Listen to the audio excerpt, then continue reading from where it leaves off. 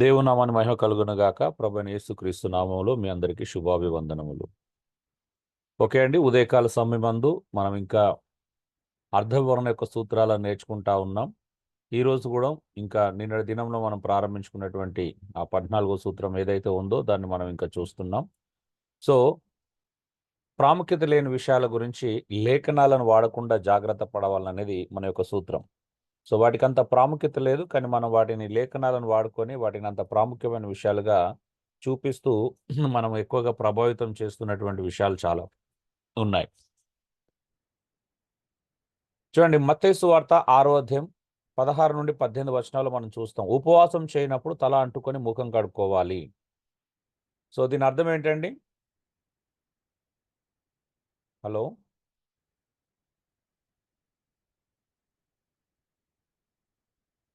ఇది పాత నిబంధనలో నెత్తి మీద ధూళి పోసుకొని అట్లా ఉంటారు కాబట్టి ఆ రకంగా ఉండకుండా ఉండాలని దేవుని ఉద్దేశం.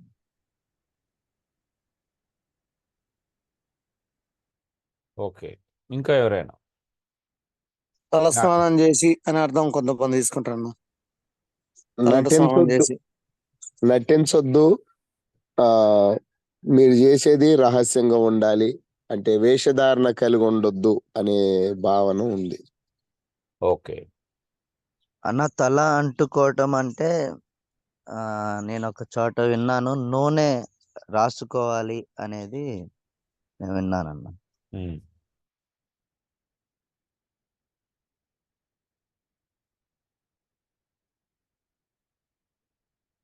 ఇంకా ఎవరైనా?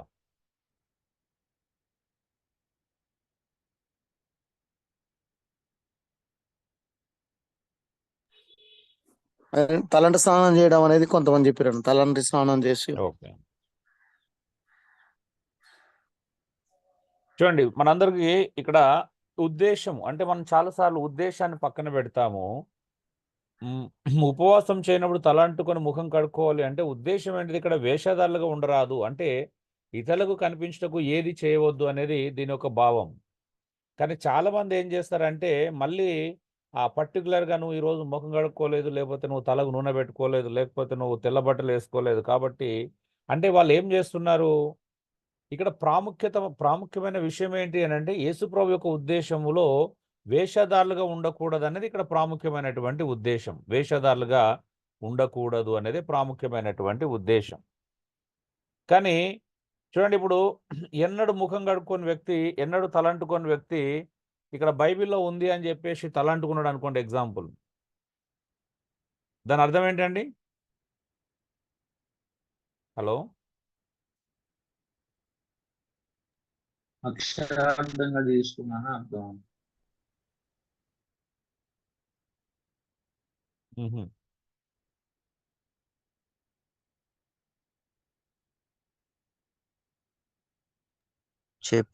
చెప్పుడు మాటలు విన్నాడని అర్థం చేసుకోవాలన్న. చెప్పుడు మాటలు విన్నాడా? ఇప్పుడు ఒక ఆయన ఎన్నడూ తలంటుకోలేదు, కానీ ఆ రోజు తలంటుకున్నాడు. తలకి ఎప్పుడు అంతా నూనె పెట్టుకోలేదు, కానీ ఆ రోజు నూనె పెట్టుకున్నాడు, ఫ్రెష్గా స్నానం చేసిండు. ఇప్పుడు మీరు వెళ్ళి అడిగారు, బ్రదర్ ఏంటి ఈరోజు మీరు కొత్తగా కనిపిస్తున్నారు, ఎన్నడూ ఇలా లేరు అన్నారు అనుకోండి. కొత్తగా కనిపిస్తున్నారు అంటే, అయ్యో బ్రదర్ మీకు తెలియదా ఈరోజు నేను ఉపవాసం అన్నాడు అనుకోండి. దాని అర్థం ఏంటి? ఇది కూడా వేషధారణే. మీరు ఏదేదో చెప్తున్నారు, అసలు దాని సందర్భం ఏంటి? అలా చేస్తున్నాడు అంటే అర్థం ఏంటిది? అప్పుడు వేషధారణ అవుతుందా కాదా? అవునా అండి? అవునవును. వేషధారణ అవుతుంది. ఇప్పుడు నార్మల్గా ఉంటే ఎవరికి డౌట్ రాదు, నార్మల్గా లేకుండా అబ్నార్మల్గా ఉంటేనే కదండి అనుమానం వచ్చేది. అవునన్నా. ఎప్పుడు ఎలా ఉన్నాడో అలా ఉంటే ప్రాబ్లం లేదు, కానీ కొత్తగా కనిపించిన అనుకో, ఏ రోజు కనిపించాను కొత్తగా కనిపించిన, ఏంటి బ్రదర్ ఈరోజు మీరు కొత్తగా కనిపిస్తున్నారు అంటే, అయ్యో మీకు తెలియదా బ్రదర్ నేను ఈరోజు ఉపవాసం అన్నాను అనుకో, అంటే అర్థం ఏంటి? మీకు తెలియదు అన్నప్పుడే అందరికి తెలుసుకోవాలనే ఆలోచనతో ఉన్నాడు కనుక. కొంతమంది డల్గా ముఖం పెట్టుకొని ఉంటారు. ఎందుకు? ఏంటి బ్రదర్ ఈరోజు చూస్తే మీరు అంత డల్గా ఉన్నారంటే, అదే బ్రదర్ నేను మార్నింగ్ నుంచి ఏం తినలేదండి, ఈరోజు నేను ఉపవాసం అన్నాను అనుకోండి. దాని అర్థం ఏంటి? హలో, తను నేను ఉపవాసం ఉన్నా అన్న విషయం నలుగురు తెలియాలని కవర్ చేస్తున్నట్టు. ఆ ఇక్కడ సమస్య ఏంటో తెలుసా అంటే చాలా మంది ఇది తెలుసో తెలియక ఆ రోజు శాస్త్రుల పరిచయాల గురించి యేసు ప్రభు శాస్త్రుల పరిచయాల గురించి 100% మాట్లాడాడు. కానీ నేడు తెలుసో తెలియక అనేక మంది శాస్త్రుల పరిచయాల కంటే కూడా వేషధారణ ప్రవర్తిస్తున్నారు. నిజమా కాదండి? హలో, అవునన్నా. ఒక బ్రదర్ మెసేజ్ పెడతాడు ఏమనంటే, అన్న నా కోసం ప్రార్థన చేయమని పెట్టాడు. ఏంటి అని చూస్తే ఎందుకు అని పెడితే, అన్న ఈ రోజు నుంచి నేను 40 రోజులు ఉపవాసం ఉండబోతున్నాను అని చెప్పాడు. అర్థం ఏంటండి? హలో, వేషధారణ తెలియజేస్తా.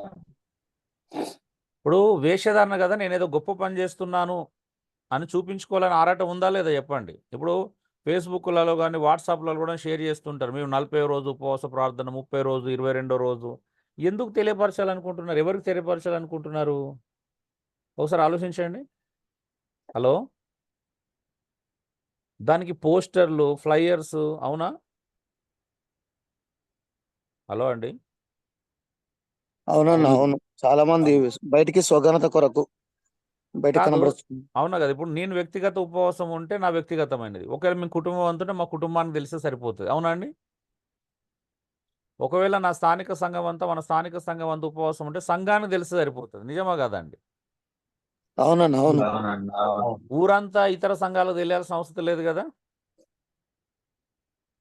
కొత్త వారు లేదండి. వచ్చి కాస్త మేలు పొందుతారు, రోగాలు నయమైతే కొత్త వారు మార్పు చెందుతారు అనే ఆలోచనతో మేము ఇట్లా ప్రకటిస్తున్నాం అంటారు. అంటే ఉపవాసంతో కొత్త వాళ్ళ జీవితంలో మేలు చేస్తారా? ఇట్లా చెప్తుంటారు. వాళ్ళు ఏం చెప్తున్నారు నేను అడగట్లేదండి. ఇక్కడ ఏం చెప్తున్నారని కాదు, ఎందుకు చేస్తున్నారనేది ఇక్కడ ప్రశ్న. అవునా? అవును.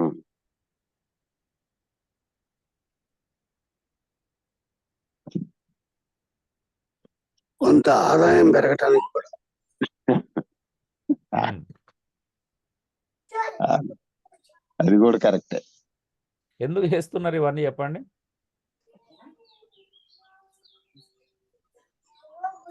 ఏలియా గారు అన్నట్టు కొంతమంది స్వఘనత కోసం చేస్తున్నారు. అవునండి? పేరు దేవుంది కానీ ఘనత ఎవరిది?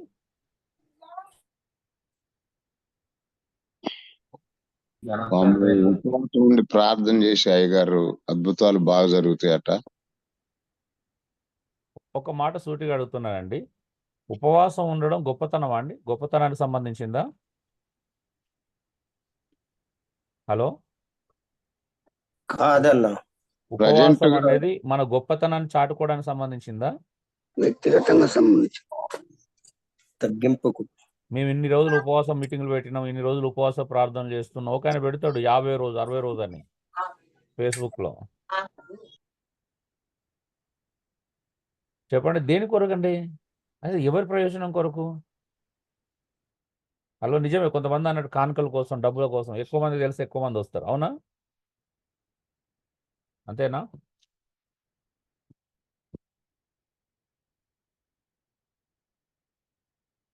సరే, ఇక్కడ మత్తయి సువార్తలు చెప్పబడింది అయితే సామూహిక ఉపవాసం అయితే కాదు కదా, వ్యక్తిగతమైన ఉపవాసం. శాస్త్రులు పరిచయాలు అంట ఉపవాసం ఉన్న ఏం చేస్తారంట, తల అంటుకొని ముఖం కడుక్కుంటారంట. లేదంటే ఎలా ఉంటారంట, దుఃఖముఖులై ఉంటారంట. దుఃఖముఖాలు పెట్టుకొని విచార వదనం కలిగి బాధతో ఉంటారంట. ఎవరన్నా వచ్చి ఆ బాధ చూపించడానికే, బాధ చూపించినప్పుడు ఆ బాధ చూసి ఎవరన్నా వచ్చి, అయ్యా ఏంటి ఈరోజు మీ ముఖం అంతా విచారకరంగా ఉందనగానే, అయ్యో బ్రదర్ మీకు తెలియదా ఈరోజు నేను ఉపవాసం తెలుసా అని చెప్పుకోవడానికంట. అవునా? ఇతరుల సానుభూతి పొందడానికి. ఇతరుల సానుభూతి పొందడానికి. మంచి మాట. అసలు ఉపవాసం అంటే ఎవరు తెలియాలండి? రహస్యమందున దేవునికి మాత్రమే. రహస్యమందున్న దేవునికి మాత్రమే తెలియాలి. 3 విషయాలు ఇక్కడ 3 విషయాలు ఉన్నాయి. 10 విషయాలు చూస్తే, ఒకటి, మనం ధర్మం చేసేది రహస్యం ఉన్న దేవుని తెలిసి సరిపోతుంది. మనం ప్రార్థన చేసేది కూడా దేవుని తెలిసి సరిపోతుంది. మనం ఉపవాసం ఉన్నది కూడా దేవుని తెలిసి సరిపోతుంది. ఎవరు తెలియాల్సిన అవసరం లేదు. అవునండి? హలో, కొంతమంది మేము ఆరంభంలో వెళ్ళినప్పుడు పాస్టర్లు వాళ్ళు కొంతమంది ప్రార్థనకు రూములు పెట్టుకుంటారు ప్రత్యేకించి. వాళ్ళ దగ్గరికి వెళ్ళగానే ఏం చేస్తారంటే మనం ఉన్నప్పుడే కావలసుకుని ఆ ప్రార్థన రూమ్లోకి వెళ్ళి మేము ప్రార్థన చేసుకోవడానికి వెళ్తారు. ఇదేంటిదండి ఇప్పుడు? ఇప్పుడు నీకు రహస్యమందు చూస్తూ తండ్రి గదిలోకి వెళ్ళి ప్రార్థన చేయమంటే మళ్ళీ నలుగురు చూస్తున్నప్పుడు వెళ్ళమని అర్థమా? హలో హలో అండి. లేదన్న ఇతర దృష్టి వెంటబడకుండా ఆడ గదిలోకి వెళ్ళి ప్రార్థన చేసుకోమంటే ఎవరికి తెలియకుండా చేయమనేది యేసు ప్రభు యొక్క ఉద్దేశమా? మళ్ళీ 10 మంది చూస్తున్నప్పుడు గదిలోకి వెళ్ళమని అర్థమా? ఎవరి దృష్టిలో పడకుండా ఏకాంతంగా ఉండాలి.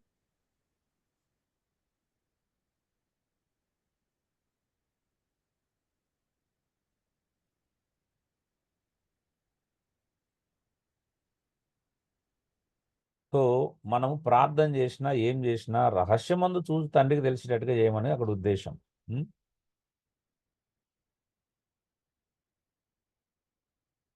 మత్తయి 23 మీరు బోధకులను పిలవబడద్దు అంటే మీరు అంత సహోదరులు కాబట్టి రెవరెండ్ అనే మాట కేవలం ప్రభుకే చెందినది, దేవునికి చెందినది కాబట్టి బిరుదులు కలిగి ఉండకూడదు, ఉద్దేశం అహంకారులుగా గర్విష్ఠులుగా ఉండకూడదు, బిరుదులు కలిగి ఉండకూడదు అనేటువంటి విషయాలను మనం చూస్తా ఉన్నాం.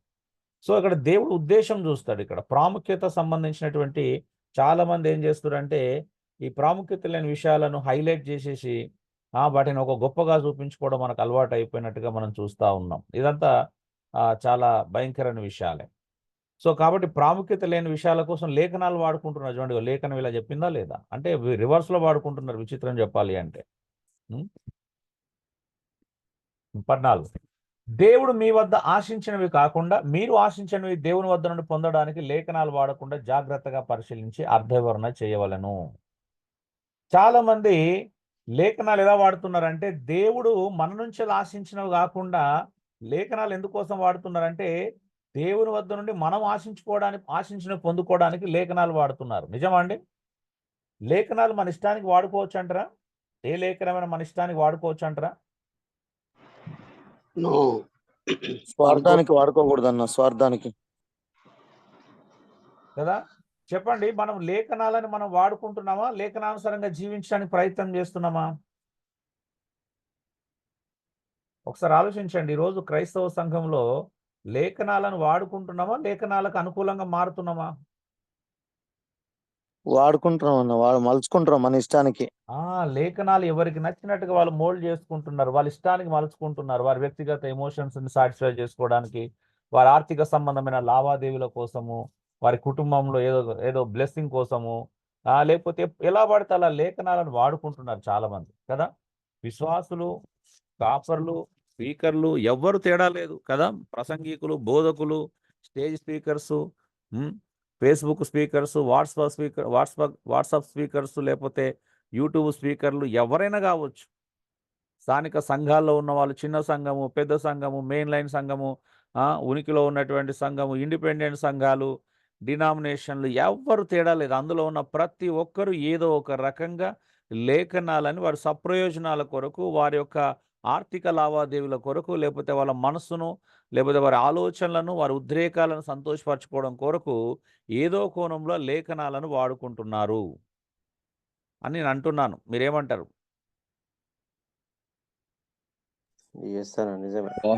ఎక్కువ మంది అట్లే ఉన్నారు అన్న, ఎక్కువ మంది అట్లే ఉన్నారు, చాలా మంది. అరే నోరు తెరిస్తే లేఖనాన్ని వాడేసుకుంటున్నారు. ఎవరు చూసినా దేవుడు నన్ను ఈ లేఖనంతో మాట్లాడు, నేను వాడుకుంటా. నువ్వు వాడుకుంటా ఎలా వాడుకుంటావు దాన్ని? నీ స్వార్థం కొరకు వాడుకుంటావా? ఒకవేళ నిజంగా చెప్పాలి అంటే ప్రపంచంలో లేఖనాలు ఎవరు వాడుకోలేరు, వాస్తవం చెప్పాలంటే కదా అండి. వాడుకోగలుగుతారా? అంటే వాడుకుంటున్నారు ఎవరికి నచ్చినట్టుగా వారుగా, కానీ వాళ్ళు వాక్యానుసార పరిధిలో వాడుకోలేరు. అవునా? ఉన్నది ఉన్నట్టుగా వాడుకోవట్లేదు అయ్యా, వాళ్ళ అవసరత కొరకు వాడుకుంటున్నారు. ఒక ఉదాహరణ గమనించుదాం.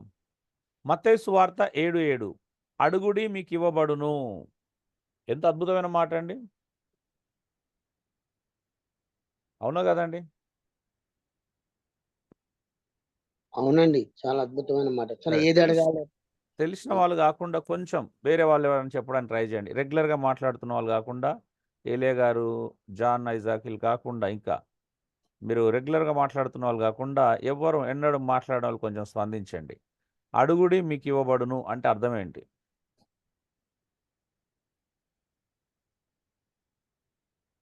హలో అండి.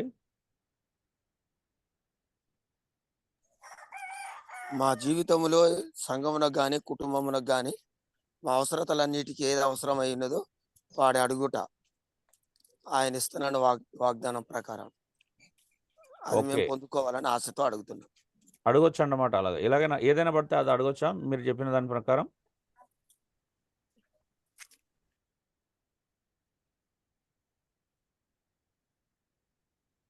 ఈ లేఖనాన్ని వాడుకొని ఏది పడితే అది అడగొచ్చా? అడగకూడదన్న. హలో అండి. ఇంకా మిగతా వాళ్ళు స్పందించండి. Thank you. ఇంకెవరైనా స్పందించండి. ఈ లేఖనాన్ని వాడుకొని ఏది పడితే అది అడగొచ్చా అడగకూడదా? అడగొచ్చా అంటారా అడగకూడదంటారా? అడగకూడదు, అడగలేదు. ఇది ఏది పడితే అది అడగడానికి లైసెన్సా కాదు ఈ లేఖనం? మీకేది ఇష్టమో అడుగుడి, మీకేది ఇష్టమో అడుగుడి. ఇది చిన్న సంఘమా పెద్ద సంఘమా లేకపోతే ఏ సంఘం, యూట్యూబ్ సంఘమా, ఫేస్బుక్ సంఘమా, జూమ్ సంఘమా, ఏ సంఘమా అనేది కాదు. ఇది ప్రతి సంఘానికి లైసెన్సా కాదు. అడుగుడి మీకు ఇవ్వబడును. మీకు ఏది ఇష్టమైనా అడగండి, మీకు నచ్చింది అడగండి. లైసెన్సే. ఎవరిచ్చారండి ఈ లైసెన్స్? దేవుడే. దేవుడిచ్చాడా? ఆయన అన్నాడు అడుగుడు మీకు ఇవ్వబడును. ఓకే, ఆయనే అన్నాడు. ఏది ఇష్టం అడుగుడు అనేది దేవుడే చెప్పాడా? దేవుడు ఇచ్చిన లైసెన్సా? ఇది ప్రవక్తల ధర్మశాస్త్ర ప్రవక్తల ఉపదేశం. మీరు ఎక్కడెక్కడికో పెడతారు ఏందండి? పరిశుద్ధాత్మ గురించి రాయబడి ఉన్నది అక్కడ, అడుగుడే మీకు ఇవ్వబడును అనే మాట. ఒక్క నిమిషం అండి. కొర్నేల్ గారు ఏదో పెద్ద మాట మాట్లాడాడు, నాకు ఆయన జవాబు కావాలా? అంటే మనుషుల దగ్గర మనం ఏం ఆశిస్తున్నాము,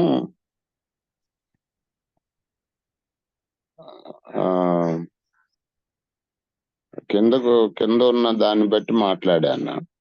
ధర్మశాస్త్రంలో ప్రవక్తల ఉపదేశం అని ఎక్కడ ఉంది? అదే అడుగుతున్నానండి. 12వ వచనం చివరిలో ఏముంది చెప్పండి. ఇది ధర్మశాస్త్రమును ప్రవక్తల ఉపదేశమునై ఉన్నది. సరే, దానికి దీనికి సంబంధం ఏంటి చెప్పండి.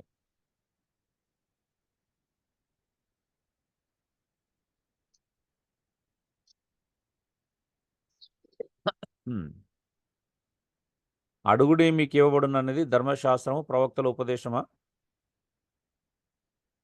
అయితే ఎలా?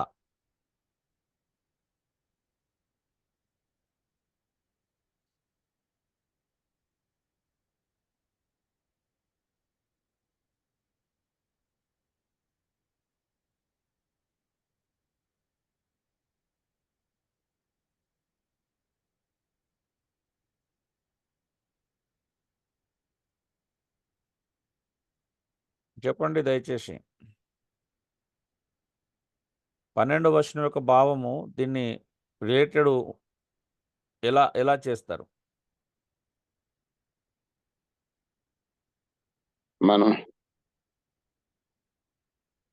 మనం చెడిపోయి ఉన్నా కూడా దేవుణ్ణి అడగొచ్చు అనే వీలు కల్పించే విధంగా ఉన్నాయి. మనం చెడ్డవారమై ఉన్నప్పటికీ దేవుడి దగ్గర అడగొచ్చు అనే వామ్మో కొర్నేల్ గారు కొద్దిగా ఆగండి, నేను తట్టుకోలేకపోతున్నాను. ఒక్క నిమిషం ఉండండి. నన్ను పారిపోయేలా చేయకండి దయచేసి. ఇంకొంచెం రోజులు ప్రభు కోసం బ్రతకాలనుకుంటున్నాను నేను.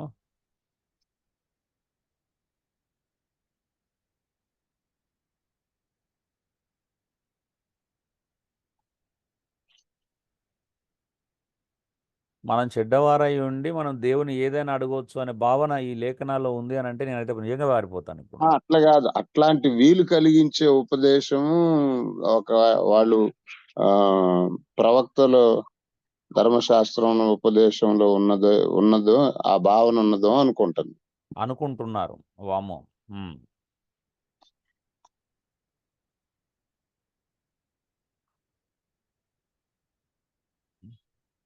వామ్మో, మీరు సండే రోజు ఏం మాట్లాడుతున్నారో అని ఆలోచిస్తేనే భయం వేస్తుంది. మీరు అందరూ సండే రోజు ఏం ప్రసంగాలు చేస్తారని ఆలోచిస్తే. లేఖనాలు ఎలా ఎలా లింక్ పెడతారు, లేఖనాల్లో ఉన్నటువంటి విషయాలను ఎలా బయటకు తీసుకొస్తారు.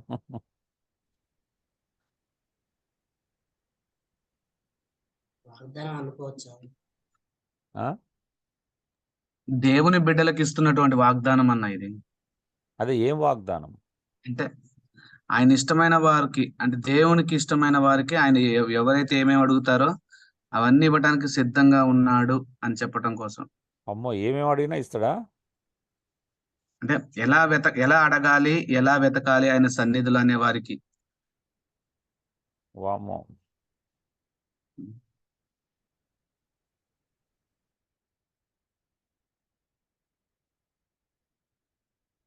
సో అడుగుడి మీకు ఇవ్వబడును అంటే ఏది పడితే అది అడగొచ్చా? ఏది పడితే అది అడగడానికైనా తట్టుడి మీరు తీయబడును, వెతుకుడి మీకు దొరుకును అంటే ఏది పడితే అది వెతకొచ్చా? ఏది పడితే అది తీయమని ఇక్కడ యేసుప్రభు చెప్తున్నాడా? అలాగే చెప్తున్నాడా? యేసుప్రభు యొక్క భావం అదేనా? లేదన్నా, లేదు. దేవుని చిత్తానుసారంగా ఉమ్. ఏది అయినా అడగొచ్చు, దేవుని వాక్యానుసారంగా ఆయనకి ఇష్టంగా మనం జీవిస్తే. ఓకే, ఇక్కడ అవన్నీ ఉన్నాయా లేదా? మరి మిగతా లేఖనాలతో మనం చూద్దాము. అది మీరు అన్నది వాస్తవమే. కానీ ఇక్కడ సందర్భంలో అడుగుతున్నాను నేను. ఇక్కడ ఏది పడితే అది అడుగమని చెప్తుందా ఈ లేఖనం? ఉమ్? అంటే ఇండ్లు, భూములు, బంగ్లాలు, కార్లు అవసరం లేకపోయినా ఏది పడితే అది అడగొచ్చా? అడుగుడి మీకు ఇవ్వబడిన ఆధారం చేసుకొని. హలో, అడగకూడదు అన్న, అడగకూడదు. లేదన్నా. ఈ లేఖనం ఇలాంటి ఏది పడితే అది అడుగుని ప్రేరేపిస్తుందా? దేవుడు అలాంటి వాటికి లైసెన్స్ ఇచ్చాడా? యేసు ప్రభు మీరు ఏదైనా అడగొచ్చు, దేవుని బిడ్డలకు ఏదైనా అడగొచ్చు అనే లైసెన్స్ ఇస్తున్నాడా ఇక్కడ? లేదు లేదు. లేదన్నా, లేదు. చెప్పాలా?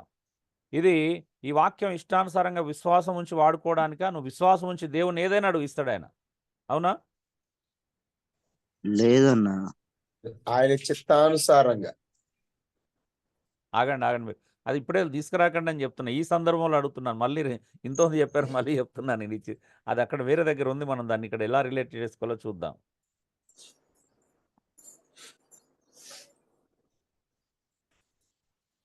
ఫస్ట్ కాంటెక్స్ట్ని ఫైండ్ అవుట్ చేయనివ్వండి. మిగతా సపోర్ట్ లేఖనాలు మనం తలవ తీసుకుందాం. మంత్రదండం కాదండి, అలీబాబా అద్భుత దీపం కాదు. విశ్వాసం అంటే ఇప్పుడు ఈ లేఖనాన్ని పట్టుకొని రుద్ది నాకు ఇదే కావాలని అడగడానికి లేఖనాలు మంత్రదండాలు కాదు. లేఖనం అంటే ఏదో అలీబాబా అద్భుత దీపం కాదండి దాన్ని రుద్దడానికి. అడుగుడు ఇవ్వబడిన లేఖనం తీసుకొని రుద్ది నాకు ఇది కావాలని అడగొచ్చా? లేదన్నా, అడగకూడదు. సరే, ముందు ఇతర లేఖనాలు ఏం చెప్తున్నాయో దానికి ముందు ఇప్పుడు కొర్నేల్ గారు పెద్ద సవాల్ లేపారు కాబట్టి మనము సందర్భాన్ని చూద్దాం ఫస్ట్.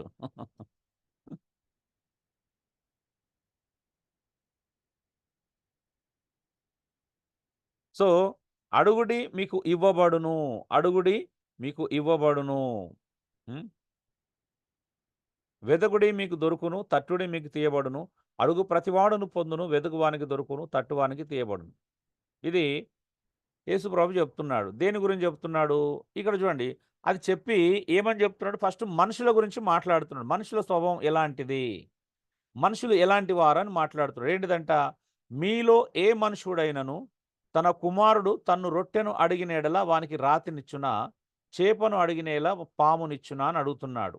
అంటే మనుషులు వాస్తవానికి స్వతసిద్ధంగా, స్వభావ సిద్ధంగా, స్వతసిద్ధంగా చెడ్డవారు. అవునండి? నిజమా? చెడ్డవారా మంచివారా? చెడ్డవారన్న, స్వభావ సిద్ధంగా. స్వభావ సిద్ధంగా, స్వతసిద్ధంగా మనుషులు అనేవాళ్ళు చెడ్డవాళ్ళు. అయితే ఈ చెడ్డవారైనటువంటి మనుషులు, ఎస్పెషల్గా తల్లిదండ్రుల గురించి మాట్లాడుతున్నాడు. అంటే ఈ చెడ్డవారైనటువంటి తల్లిదండ్రులు తమ పిల్లలు ఏదని అడిగితే ఏమిస్తారండి? మంచివి. చెడ్డ ఇస్తారా, మంచి ఇస్తారా? మంచివి. హలో అండి, మంచివి ఇస్తాం. మంచి ఇస్తారు కదా. అంటే ఈ లోక సంబంధమైన తల్లిదండ్రులు చెడ్డవారైనప్పటికీ కూడా తమ పిల్లలు ఏదన్నా అడిగితే మంచినే ఇస్తారు కానీ చెడ్డ ఇవ్వరు అని చెప్తున్నాడు. అవునా? ఒక కొడుకు వచ్చి రొట్టెని అడిగితే రాతినివ్వడు కదా, చేపను అడిగితే పామునివ్వడు కదా, గుడ్డును అడిగితే తేలునివ్వడు కదా. అంటే నీ పిల్లలు ఇప్పుడు తల్లిదండ్రులు ఏది పడితే అది అడిగితే ఇస్తానని చెప్తుందా లేఖనం? తల్లిదండ్రులు పిల్లలు ఏది అడిగితే అది ఇస్తారని చెప్తుందా?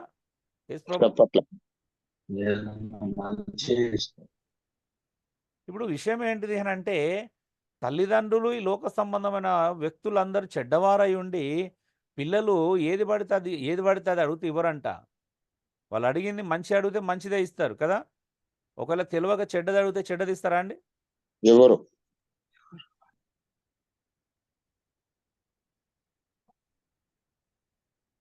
అంటే పిల్లలకు నష్టం కలిగించేది ఇవ్వరు. అంటే చెడ్డవారైన వారే మంచిది ఇవ్వాలని ఆశ కలిగి ఉంటే పరలోకమందున్న తండ్రి మంచివాడా చెడ్డవాడా? మంచివాడు. మంచివాడు. మరి పరలోకమందున్న తండ్రి మంచివాడైతే మంచి ఈవులను ఇస్తాడా చెడ్డ ఈవులను ఇస్తాడా? మంచి మంచిగా ఇస్తాడన్న. ఇప్పుడు పరలోకమందున్న తండ్రి తన అడుగువారికి మరెంతో నిశ్చయంగా మంచి ఈవులను ఇస్తానంటుంటే చెడ్డ ఇస్తానంటున్నాడా? మంచి ఈవులను ఇస్తాడు. మంచి ఈవులను ఇస్తాడు. అవునా? ఇప్పుడు యాకోబులో కూడా తండ్రిని గురించిన స్వభావం తెలుసుకోవడానికి మనం ప్రయత్నం చేస్తే 1వ అధ్యాయంలో ఏమన్నాడండి? జ్యోతిర్మయుడగా తండ్రి అంట కదా. తండ్రి దగ్గర నుండి ప్రతి మంచిది వస్తుందా చెడ్డది వస్తుందా? మంచిదే. ఇదే వస్తుంది అన్న. ఆయన వెలుగు అని చెప్తున్నాడు. ఆ వెలుగు సంబంధమైనది మంచిది వస్తుందా చెడ్డది వస్తుందా అండి? మంచిది కదా. శ్రేష్టమైనది. శ్రేష్టమైన ఈవులను ఇస్తాడు. మరి చెడ్డది ఎక్కడ నుండి వస్తుంది? మానవుని యొక్క ఆశ నుండి వస్తుంది. అవునా? దురాశ నుంచి వస్తుంది అంట. అవునండి?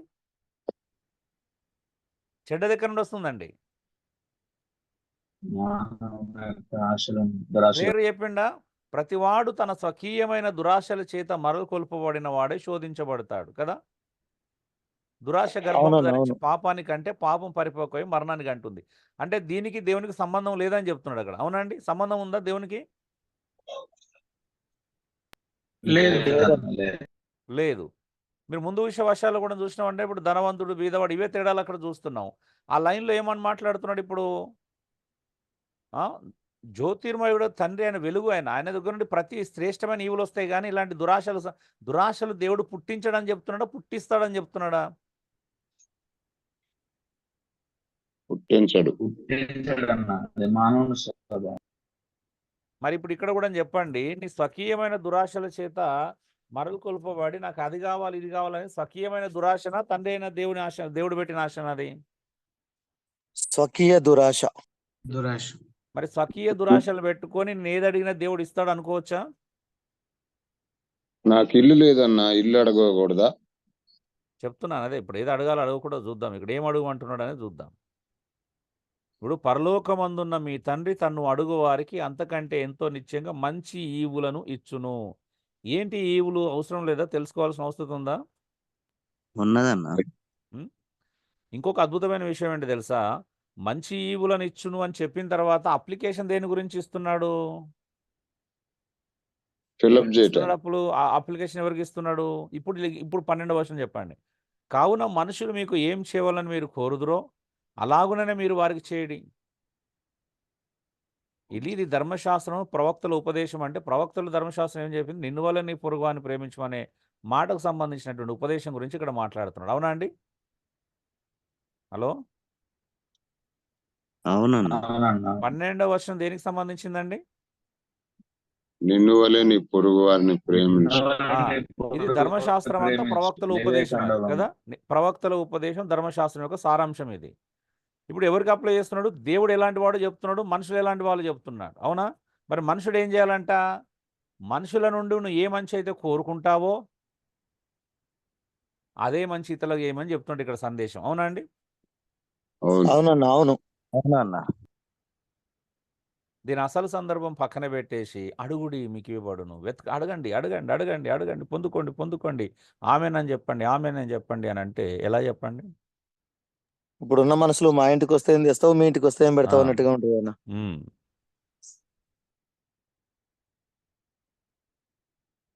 ఇప్పుడు ఇంత తర్వాత కూడా ఇరుకు ద్వారం ప్రవేశించి నాశనం పో ద్వారం వెడల్పును, ఆ ద్వారం విశాలమైన దాని ద్వారా ప్రవేశించేవారు అనేకులు. జీవనకు పో మార్గం పోవు ద్వారం ఇరుక్కును, అది దారి సంకుచితమైన దానికి కనుగొని వారు కొందరే. ఇప్పుడు దేని గురించి మాట్లాడుతున్నాడు అండి సందర్భం అంతా కూడా? అసలు మత్తయి సువార్త 7వ అధ్యాయంలో దేని గురించి మాట్లాడుతున్నాడు? తీర్పును గురించిన సందర్భం. అవునా అండి? హలో,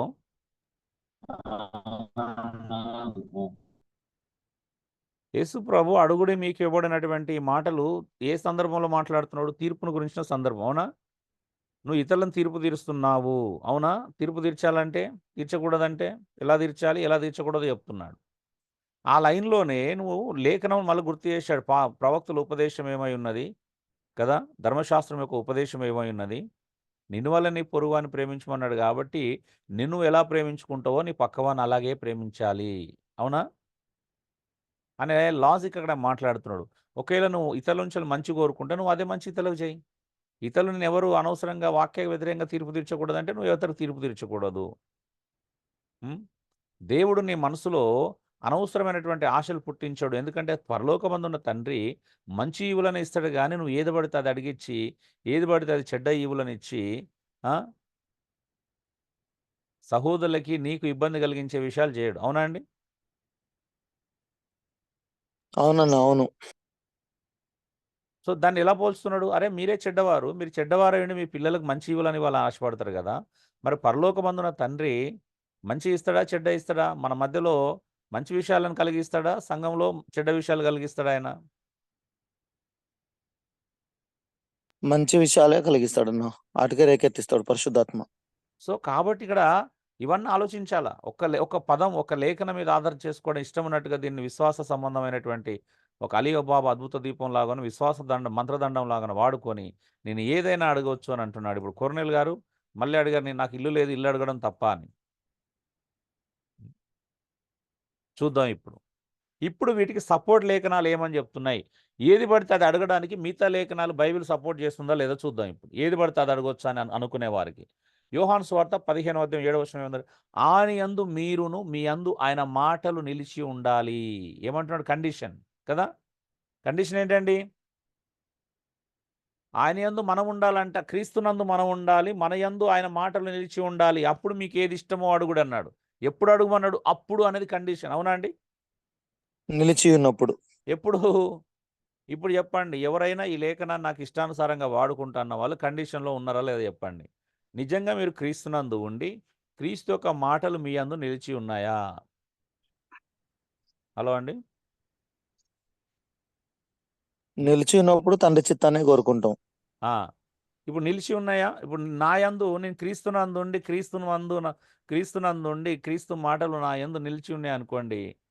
ప్రతిరోజు ఉదయం లేగానే ప్రభువా నాకు కారు కావాలి, ప్రభువా నాకు బంగ్లా లేదు, బంగ్లా కావాలి, ప్రభువా నాకు స్థలం లేదు, స్థలం కావాలి, ప్రభువా మాకు బంగారం లేదు, బంగారం కావాలి, ప్రభువా నాకు అది లేదు, ఇది కావాలని నేను అడుగుతానా?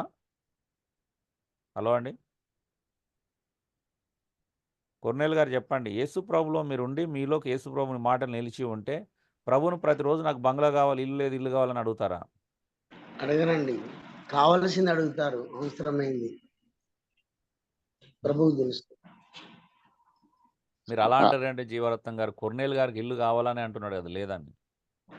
ఆయన మాటలు మనలో ఉన్నప్పుడు అయ్యా మరి మీ మాట ప్రకారంగా మాకు ఇల్లు లేదయ్యా, ఇల్లు దయచేయండి అని అడగొచ్చు కదా, అడగ వీలుందా అని అంటున్నాయా. మళ్ళీ ఎక్కడికైనా అక్కడికే పోతున్నారు కదా.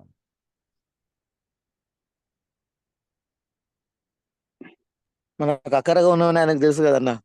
అదే మళ్ళీ అక్కడికే పోతున్నారు. అంటే ఇప్పుడు చెప్పండి, యోహాను సువార్త 15:7 మీరు అనుకున్న భావాన్ని ఇస్తుందా? మళ్ళీ నేను ఆయన యందు నిలిచి ప్రభునందు నిలిచి ఉండి ప్రభు యొక్క మాటలు నా యందు నిలిచి ఉంటే నేను మళ్ళీ ఇలాంటి కోరికలు కోరుకుంటానా అనేది మీరు ఆలోచించండి. ఇప్పుడు నిజంగా వస్తుందా? ఇప్పుడు ఆ 15:7 అలా ఉండి అడగొచ్చు అనేది ప్రేరేపణ ఇవ్వగలిగినటువంటి మాటనేనా? లేదు లేదు లేదు. అమ్మా, ఇంత భయంకరంగా మీరు అర్థం చేసుకుంటే ఇంక నేనేం చేయలేను చెప్పాలంటే. నేనెవరేం ప్రభు ఏం చేయలేడు. ఫస్ట్ ఆఫ్ ఆల్ పరిశుద్ధాత్మ దేవుడు ఏం చేయలేడు. ఎందుకంటే అది పరిశుద్ధాత్మ దేవుని ప్రేరేపణకే వేరే రకంగా తీసుకెళ్తున్న ఆలోచన. అవునా అండి? అవునవును. అసలు యోహాను సువార్త 15 మీరు 1 నుంచి అలా ఆలోచించిరా అంటే అర్థమైందా దేని గురించి మాట్లాడుతున్నాడో? ఎలా ఫలిస్తామనే విషయాలు మాట్లాడుతున్నాడు. అవునా అండి? అవునవును. క్రీస్తులో నిలిచి ఉండడం అంటే ఏమంటే అంటే ఫలం గురించి మాట్లాడుతున్నాడా? నిలిచి ఉండడం అంటే క్రీస్తులో నిలిచి ఉండడం అనేది అర్థమైందా? క్రీస్తులో నేను నిలిచి ఉండడం అనే పాయింట్ అర్థమైందా? ఆత్మీయ ఆయన ఏందో నిలిచి ఉంటే ఏమైతుందంటే బహుగా ఫలిస్తామంట. బహుగా ఫలించడం వల్ల ఏం జరుగుతుందంటే తండ్రికి మహిమ వస్తుందంట. అవునా?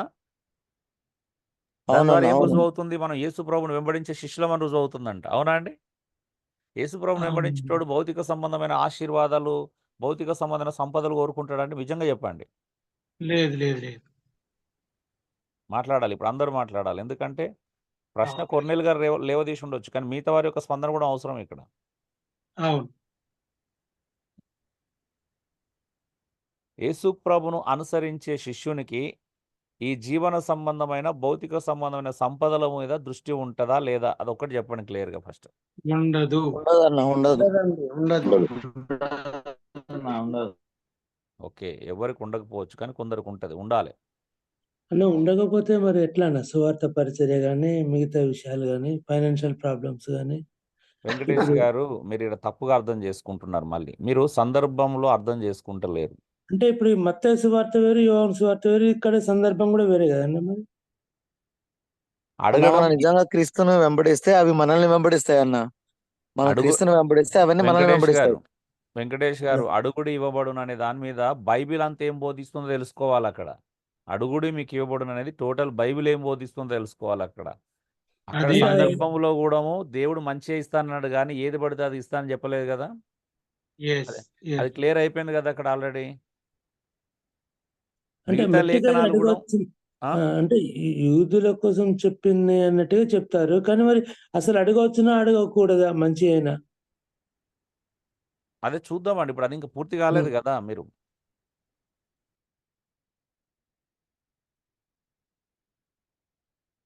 మత్తయి సువార్త గురించి ఇప్పుడు నెక్స్ట్ సూత్రంలో చూస్తాం. అది ఇంకా దాని పూర్తి సూత్రం అయిపోలేదు. ఇంకా దాని సందర్భం అయిపోలే. ఇంకా మత్తయి సువార్తది సందర్భం అయిపోలే. యేసు ప్రభు ఏ సందర్భంలో మాట్లాడిండనేది ఇంకా అయిపోలే. దాని దగ్గరికి వస్తాం మళ్ళీ. Waiting for you. దానికి సంబంధించిన సందర్భంలోకి మళ్ళీ వస్తాం. ఓకే, సో ఇప్పుడు ఆయన యందు మీరు, మీ యందు ఆయన మాటలు ఉండాలి. ఇప్పుడు నేను క్రీస్తునందు నిలిచి ఉన్నాను, ఆత్మ సంబంధమైన ఫలాన్ని ఫలిస్తాను. నేను క్రీస్తునందు నిలిచి ఉండడం అంటే ఆధ్యాత్మికంగా ఫలించడం కదా. నా యందు ఫలింపని ప్రతి తీగ బయట పారవేయబడేది కాల్చివేయబడుతుందంట. ఎంత భయంకరమైన విషయం చూడండి. మీరు బహుగా ఫలించడం వల్ల తండ్రికి మహిమ వస్తుంది. డియర్ బ్రదర్స్ అండ్ సిస్టర్స్, మీరు పరిచర్య గురించి అంత చింతించి బాధపడాల్సిన అవసరం లేదు. పరిచర్య మీది కాదు వెంకటేష్ గారు, పరిచర్య మీది కాదు, పరిచర్య దేవుంది. మీరు మీదైనట్టు ఎందుకు మనం అనుకుంటున్నాం? మన మీద నెత్తి మీద ఎందుకు వేసుకుంటున్నాం? పరిచర్య ఏదో నాది, పరిచర్య మనకు సంబంధించింది, పరిచర్య మన నెత్తి మీద వేసుకొని మనం బరువు మోయాలి, ఆర్థిక సంబంధమైన బరువులు మోయాలని బైబిల్ చెప్పట్లేదు. చేసేది మనమే కదా. చేసేది మనమైనప్పుడు చేయించేది దేవుడు అనే విషయాన్ని మర్చిపోకూడదు. చేసేది మీరంటే ఇష్టానుసారంగా చేస్తారా? దేవుని అంటే పక్కన ఆయన చేస్తారా? లేకపోతే దేవుని చెప్పినట్టు చేయకుండా ఇష్టానుసారంగా చేసి ఏమైనా చేసుకోవచ్చు అని అర్థమా? ఇప్పుడు ఆయన అప్పట్లేక ప్రవక్తలు లేక వచ్చి మాట్లాడేది లేదు కదా. ఇప్పుడు మన వాక్యాన్ని అవును, పట్టుకునే వాక్యం ద్వారా నడవాలి. మాట్లాడుతున్నట్టు ఎలా మాట్లాడతాడు? వాక్యం యొక్క సందర్భం కూడా తెలుసుకోవాల్సిన అవసరం ఉంది కదా వెంకటేష్ గారు. సందర్భం కానీ 2000 సంవత్సరాల కిందటే అప్పుడున్న పరిస్థితులు మరి ఇప్పుడున్న పరిస్థితులు మారిపోయినాయి కదా. పరిస్థితులు మారొచ్చు, దేవుడు మారలేదండి. పరిస్థితులు మారలేదు, కానీ మారలేదు. మరి మన ప్రయాణ ఖర్చులు, మిగతా ఆర్థిక స్థితిగతులు, శారీరకమైన వెంకటేష్ వ్యాధి గారు బాధ. నేను 23 సంవత్సరాల నుంచి పరిచయం చేసిన, నేను రూపాయి అప్పు చేయలేదు, నేను కుటుంబాన్ని రోడ్డు మీద తెచ్చుకోలేదు, ఇతరుల దగ్గర నేను తప్పించుకోవట్లేదు, పారిపోయే పరిస్థితులు రావట్లేదు. So dear brothers and sister, very careful విషయం. మనం మాట్లాడుతున్న ప్రతి మాట చాలా జాగ్రత్తగా మాట్లాడాలి. ఓకే ఓకే అన్న, అట్లేం లేదు, భయం అట్లేం లేదు అన్న. కానీ మరి పరిస్థితులు అప్పుడు లేవు, షుగర్ వ్యాధులు ఇప్పుడు వచ్చినాయి. మరి అరే వ్యాధుల గురించి పక్కన పెట్టండి వెంకటేష్ గారు, సంబంధం లేని విషయాలను తీసుకురావద్దు దయచేసి. మీకు ఏమన్నా విషయం ఉంటే మెల్లగా నేను చెప్తాను, అర్థం చేసుకోండి, పూర్తిగా వినండి. ఇప్పుడు వ్యాధుల గురించి పరిస్థితులు వేరైన మాత్రం పరిశుద్ధాత్మ చేత ప్రేరేపించింది ఎవరు? నడిపించేది ఎవరు? వెళ్ళమని చెప్పేది ఎవరు? వెళ్ళొద్దని చెప్పేది ఎవరు? ఆపేది ఎవరు? దేవుడే కదా. మనం వినాలనుకుంటే ఆపుతాడు. ప్రభా నీ చిత్తం చేయాలి, నీ చిత్తానికి వ్యతిరేకంగా నేను ఏం చేయకూడదు అనుకుంటే దేవుడు ఆపుతాడు. లేదు నేను ఆయన చిత్తాన్ని పక్కన పెట్టి నా పరుగు నేను పరిగెడితే దేవుడు ఎందుకు ఆపుతాడండి వెంకటేష్ గారు చెప్పండి. హలో అన్న, ఇప్పుడు నాకు లోన్ ఉంది, ఇప్పుడు 8.5 లక్షలు లోన్ ఉందని రోజు బ్యాంక్ కూడా ఫోన్ చేస్తున్నాడు. ఇప్పుడు 8.5 లక్షలు లోన్ ఉందని చెప్పేసి నాకు పరిచర్య అవసరం ఉందని నేను తీసుకోవడం రైట్ అంటారా?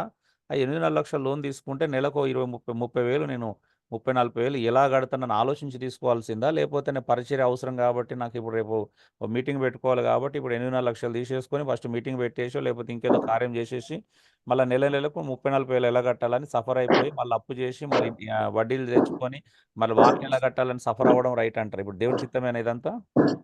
కాదండి, ఆలోచించి చేయడమే మంచిది. అది నేను అనేది కూడా అంత కాదు, మీరు అన్నంత కాదు, కానీ మరి మన ఒక పద్ధతి ప్రకారం పోవచ్చు కదా అంటుంది. పద్ధతి ప్రకారం పోతే సమస్యలు ఎందుకు ఉంటాయండి? పద్ధతులు దాటుతున్నాం కాబట్టి సమస్యలు ఇప్పుడు మనకి.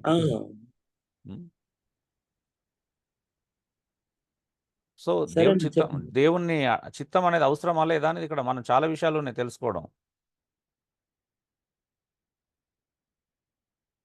చూడండి, ఆయన యందు మీరు ఆయన మీ యందు ఆయన మాటలు నిలిచి ఉండడం అంటే, ఇప్పుడు నిజంగా దేవుని మాటలు నేను వాక్యానుసారంగా అడుగుతాను. ఇప్పుడు వాక్యానికి వ్యతిరేకంగా అది ప్రేరేపించట్లేదు, అది వాక్యానుసారంగా అడగమంటుంది. యోహాను సువార్త 15వ అధ్యాయం 7వ వచనం వాక్యానుసారంగా అడగమంటుందా అండి, వాక్యానికి వ్యతిరేకంగా అడగమంటుందా? వాక్యానుసారంగా, ఆత్మానుసారంగా.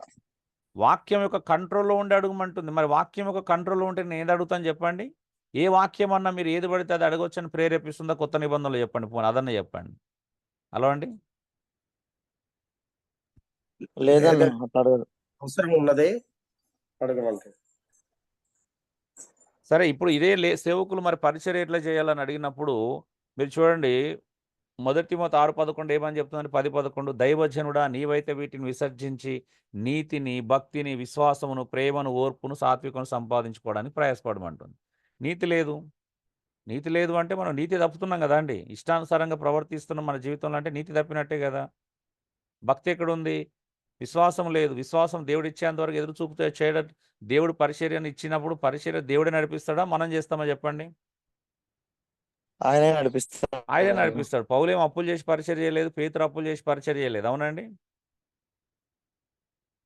పరిస్థితులు 2000 సంవత్సరాలు మారైనా అప్పుడున్నా కూడా అప్పుడు కూడా అప్పులు చేసే వాళ్ళు ఉన్నారు. కానీ అప్పులు అనేది అపోస్తులు ఎవరు అప్పులు చేసి పరిచర్య లేదు. అపోస్తులు ఎవరు లోన్లు తీసుకొని పరిచర్య చేయలేదు. అపోస్తులు ఎవరు ఇప్పుడు లోన్లు ఉన్నాయి కాబట్టి తీసుకుంటున్నాం అనుకో, లోన్లు తీసుకోవడం తప్పని చెప్పట్లేదు. కానీ ఏ పరిధిలో తీసుకుంటున్నాం, ఎందుకోసం తీసుకుంటున్నాం అనేది కూడా కావాలి కదా. జ్ఞానం కావాలన్న, జ్ఞానం ఇప్పుడు కావాలి. డీజేఎస్ దినకరన్ కూడా లోన్లు తీసుకొని పెద్ద పెద్ద మందిరాలు కట్టారు. ఎవరి మీద వేశారండి భారం? హలో, ఎవరు కట్టారండి లోను? మాట్లాడలేదు.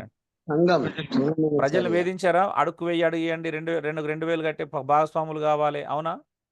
కుటుంబ భాగస్వామి పథకాలు రచించి ప్రజల్ని ఆ డబ్బులు అడుక్కున్నారా లేదా? పథకాల పేరు మీద అడుక్కున్నారన్న. ఇప్పుడు పరిచర్య పేరు మీద నేను అప్పెవరు చేయమన్నారు, పునబాలి ప్రజలను దోచుకోమని ఎవరు చెప్పారు? ఒక్క తప్పు చేస్తే 100 తప్పులు చేయాల్సి వస్తుంది, అవునా అండి? అవునయ్యా. ఒక తప్పు చేస్తే 100 తప్పులు చేయాల్సి వస్తుంది. ఒక తప్పుతో అది ఆగిపోదు. ఒక్క పొరపాటు చేస్తే మరొక పొరపాటుకు దారి తీస్తుందండి. అదే మరి దైవిక జ్ఞానం మనం పొందుకోవడానికి ఇష్టపడకపోతే చాలా కష్టం అది. సో అది వాక్యానుసారంగా అడగమంటుంది. రెండోది 1 యోహాను 15 నుండి 5వ అధ్యాయం 14 నుండి 16 వచనం, ఆయన చిత్తానుసారంగా ఏది అడిగినా దయచేస్తానన్నాడు. ఇది కండిషన్. ఇంతకుముందు బ్రదర్ గుర్తు చేసినట్టుగా ఆయన చిత్తానుసారంగా అడగాలి, ఇది కండిషన్. అడగడం ఇవ్వడం అంటే అక్కడ కండిషన్స్ ఉన్నాయి. కండిషన్స్ అప్లై చేసుకోకపోతే ప్రమాదం. ఒకటి కండిషన్ ఏంటంటే దేవుడు మంచిది మాత్రమే ఇస్తాడు, నీకు నష్టం కలిగించేది ఇవ్వడు, అవునా? నీకు నీ ఆధ్యాత్మిక జీవితాన్ని కోల్పోయే దేవుడు ఎందుకు ఇస్తాడండి? ఇస్తాడా? ఇవ్వడన్నా, ఇవ్వడు. నీ ఆధ్యాత్మిక జీవితాన్ని కోల్పోయి నీ జీవితము, కుటుంబము సఫర్ అవుతూ మరొక ప్రాబ్లం తెచ్చుకునే విధంగా దేవుడు ఎందుకు ఇస్తాడు? నీకు ఎందుకు అనుమతిస్తాడు? అది మనం తెచ్చుకుంటున్నావా, దేవుడు ఇస్తున్నాయా? మన అమాయకత్వం వలన, అజ్ఞానం వల్ల తెచ్చుకున్న సమస్యలా, దేవుడు పెట్టిన సమస్యలా అండి అవి? మన అమాయకత్వంలోనేనండి. ఇప్పుడు ఆ లేఖనాన్ని ఇష్టానుసారంగా వాడుకోవడం వల్ల కదా సమస్య వచ్చింది మనకి, నిజమా కాదండి? రెండోది, వాక్యం యొక్క కంట్రోల్లో ఉండి అడగాలి, వాక్యానుసారంగా మాత్రమే అడగాలి. మూడోది, ఆయన చిత్తానుసారంగా అడుగుమని చెప్తుంది. ఆయన చిత్తానుసారంగా అడిగితే ఇస్తాడు. యాకోబు 4:3 కండిషన్ చూడండి, సుఖభోగముల నిమిత్తం అడగరాదని బైబిల్ చెప్తుంది. అడగొచ్చా అండి సుఖభోగముల నిమిత్తము? అడగకూడదన్న. ఎవరైనా అడిగిన సుఖభోగములను అడుగుతున్నారు కాబట్టి వాటి వారికి ఏమి దొరకదంట. ఏమి దొరకపోతే ఏం చేస్తారు? దేవుడు అడిగిండు, ఇవ్వలేదు. ఇవ్వకపోతే ఏం చేస్తారండి? అప్పులు చేసుకొని నువ్వు లగ్జరియస్గా బ్రతుకుతే దేవుడు సమ్మతిస్తాడా? మరి అది దేవుడు ఇచ్చినట్ట? సరే, మీకు లాజిక్ చెప్తున్నప్పుడు ఈ టాపిక్ వచ్చింది కాబట్టి చెప్తున్నాను. డియర్ బ్రదర్స్ అండ్ సిస్టర్స్, ఇప్పుడు మీ పిల్లలు ఉన్నారు. మీ పిల్లలు ఏం చేసిరంటే మిమ్మల్ని అడుగుతున్నారు.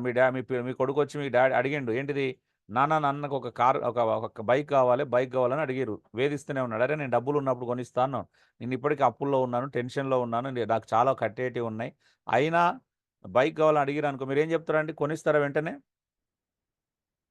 హలో, కొనియం.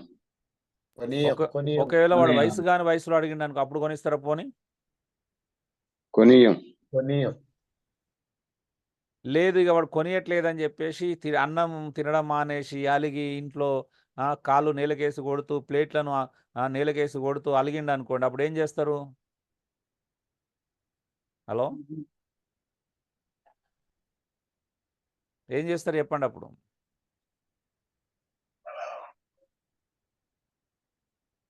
అదేంటండి, మీ భార్య బుదురకిచ్చింది, అరే ఒక్కగానో కొడుకు, వాడు అడిగింది ఇవ్వండి, వాడు లేకపోతే అన్నం తినట్లేదు, 4 రోజుల నుంచి ఏం తినలేదు, వాడి ప్రాణం కోల్పోతామా ఏంది అని చెప్పేసి మీ భార్య ఎమోషనల్గా మాట్లాడింది అనుకోండి కొడుకు మీద ప్రేమతో, అప్పుడు తండ్రి ఏం చేస్తాడు చెప్పండి?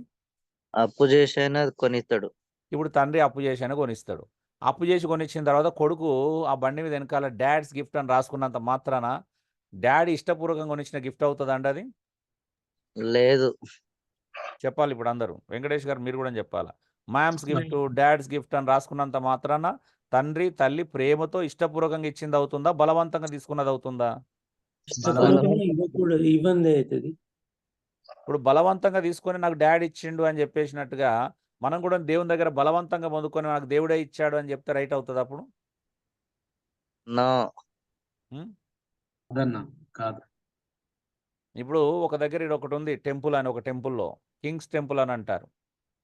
ఆ టెంపుల్లో ఆయన ఏమని చెప్పాడంటే, అసలు దేవుని పిల్లలు కిరాయి ఉండడం దేవుని చిత్తం కాదంటే బోధిస్తే మా పక్కింటోళ్ళు ఒక అపార్ట్మెంట్ కొనుక్కున్నారండి, ఒక ఫ్లాట్ కొనుక్కున్నారు అపార్ట్మెంట్లో. నెలకు 50,000 60,000 దానికి లోనే కట్టుకుంటున్నారు. ఇప్పుడు వాళ్ళు లోపల అంటే కారు కొన్నారు, కారుకు లోను, ఇల్లు కొన్నారు, ఇల్లుకు లోను, ఇంకేదో కొన్నారు, పెళ్ళికి ఎడ్యుకేషన్ లోను, ఇవన్నీ నడుస్తున్నాయి. జీవితంలో వాళ్ళకి వచ్చే ₹1,00,000 జీతం, ₹1,20,000 జీతం లోన్లకే పోతుంది. ఇప్పుడు డైలీ సర్వైవల్ ప్రాబ్లం స్టార్ట్ అయింది అనుకోండి, ఇప్పుడు దేవుడే పెట్టాడా ఇదంతా? లేదన్నా.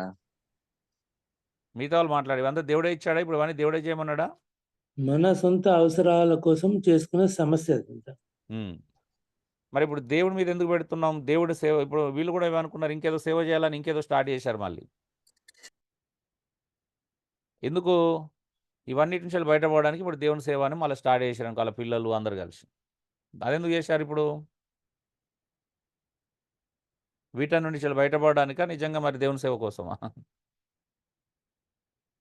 హలో,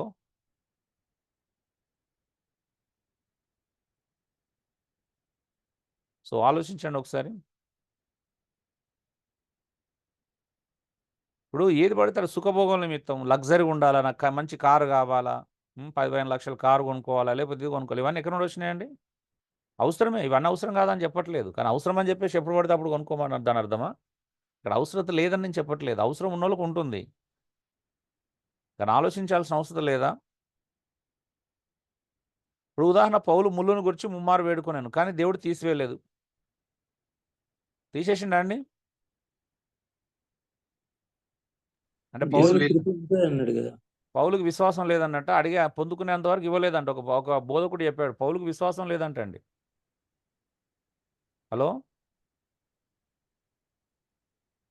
విశ్వాసం ఉంటే ఇంకోసారి అడిగేవాడంట, ఇంకో 4-5 సార్లు అడిగేవాడంట. విశ్వాసం లేదు కాబట్టి 3 సార్లు అడిగి ఊరుకున్నాడంట. ఏమంటారు? హలో, దేవుని గురించి తనకు తెలుసు కనుక ఆడికి ఆగిపోయింది అంతేనా? అదే మరి మనకు అదే తేడా చెప్తున్నాను. పౌలు లాంటి వాళ్ళకి, భక్తులకి మనకు తేడా ఏంటంటే, వాళ్ళకి దేవుని హృదయం తెలుసు, మనకు తెలియదు కాబట్టి సమస్య ఇక్కడ. అవునా? అంటే అన్న అట్లా అనగానన్నా, ఇప్పుడు కొర్నేలు అన్నగారు ఏమనంటే ఇల్లు గురించి అడిగారు, అంటే కనీస అవసరాల్లో ప్రధానమైనది దాని విషయంలో మిమ్మల్ని అంటున్నాను, అంతేగాని లగ్జరీ కోసం కాదన్నా. లగ్జరీ అయినా ఏదైనా, పౌలు లగ్జరీ గురించి ఏం అడగలే కదా, ఆయన స్వస్థతనే కదా అడిగింది. అంటే స్వస్థత అంటే ఆయనకి ఏమున్నదో మనకి ఇంకా తెలియలేదు కానీ, ముళ్ళు అంటే అది ఏ రకమైనటువంటిది అనేది అర్థం కాలేదు కన్నా. ఇప్పుడు బ్రదర్, మళ్ళా మీరు టాపిక్ డైవర్ట్ చేయదు వెంకటేష్ గారు. ముళ్ళు అనేది ఇక్కడ సమస్య కాదు. ఒకటి అడిగిండు, ఆయనకు ఒక అవసరం ఉంది, ఒక అవసరం మరి మీరు అంటే రోగం అని అంటే నేను అంటున్నా, అది డిసీజా అది ఇంకేంటిదో తెలియదు కదా అన్న. వెంకటేష్ అన్న, జీవితంలో అనవసరమైనవి, అవసరమైనవి, అత్యవసరమైనవి 3 విధాలు ఉంటది. అత్యవసరమైనది దేవునికి తెలుసు, అనవసరం వాటి మీద మనం పడితే ఎట్లా?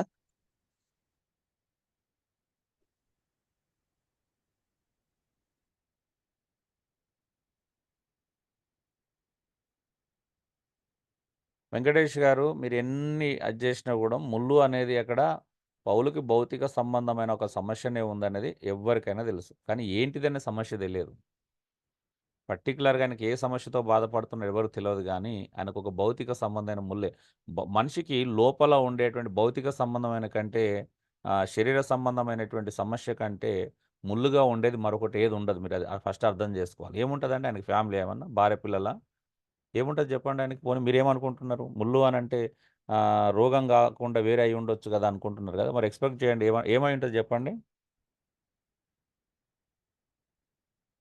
వ్యక్తిగతంగానే ఆయన క్లియర్‌గా చెప్తున్నాడు. సాతాను దూతగా తన శరీరంలో ఒకటి ఇవ్వబడిందని. అవునండి. ఎక్కడ ఇవ్వబడిందండి అది? హలో! శరీరం తన శరీరంలో. ఇప్పుడు నేను వాక్యాన్ని మీరు చెప్పట్లేదు వెంకటేష్ గారు. శరీరంలోనే ఇవ్వబడిందది. అదేంటి? ఏ రోగం అనేది, ఏ వ్యాధి అనేది, ఏ బాధ అనేది మనకు తెలియదు. కానీ ఎక్కడుందది? శరీరంలోనే ఉంది గదా! ముల్లయితే. హలో అండి. అవునన్న శరీరంలో ఆయనకున్న సమస్య శరీర సంబంధమైనదా? లేకపోతే ఇంకేమన్నా సంబంధమైన సమస్య అనుకుంటున్నారా పోనీ?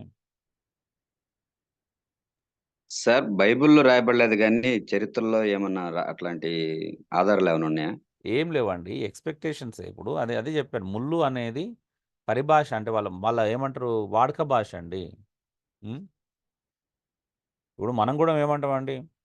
పక్కలో బల్లెమని అంటాం. అవునా? పక్కలో బల్లెం అనేది ఏంటిది?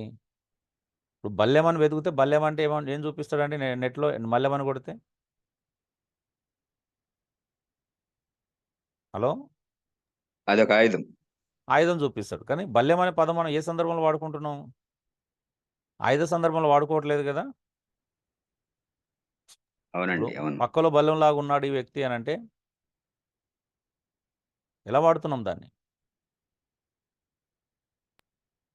మనకి సమస్య ఇబ్బందిగా ఉంటే వాళ్ళని ఆ వ్యక్తి ఆలోచించాలి. వల్ల మనకేదైనా సమస్య, ఇబ్బంది ఉన్నప్పుడు వాడతాం. ఇక్కడ పౌలు ముల్లు అనేది ఏ సందర్భంలో వాడుతున్నాడు? అలాంటి భాష అది. ముల్లు అని డైరెక్ట్ కొడితే ముల్లే చూపిస్తది. కానీ చరిత్రలో ఆ ముల్లు అనేది ఏ సందర్భంలో వాడాడని మనకు తెలియదు. అంటే ముల్లు అనేది ఏంటి పర్టిక్యులర్‌గా తెలియదు. ముల్లు అంతే. ఇప్పుడు బల్లెం ఇతను నాకు పక్కలో బల్లెంలాగా ఉన్నాడంటే అతనెవరో మనకు తెలియదు కదా! చెప్పబోతే తెలవదు. తెలుస్తదా అండి? తెలియదన్న చెప్పకపోతే అతని తెలియదు. కొడుకా, బామ్మర్దా, మామనా, లేకపోతే ఫ్రెండా ఎవడో ఎట్లా తెలుస్తది చెప్తే గాని తెలియదు. అవునా? పర్సన్ అని తెలుసు గానీ ఎవరో తెలవదు. ఇక్కడ ముల్లు అనంటే ఆయన భౌతిక సంబంధమైన ప్రాబ్లమ్ అని తెలుసు గానీ, ఏంటిది ఆ సమస్య అని తెలియదు మనకి. అవునా అండి? హలో!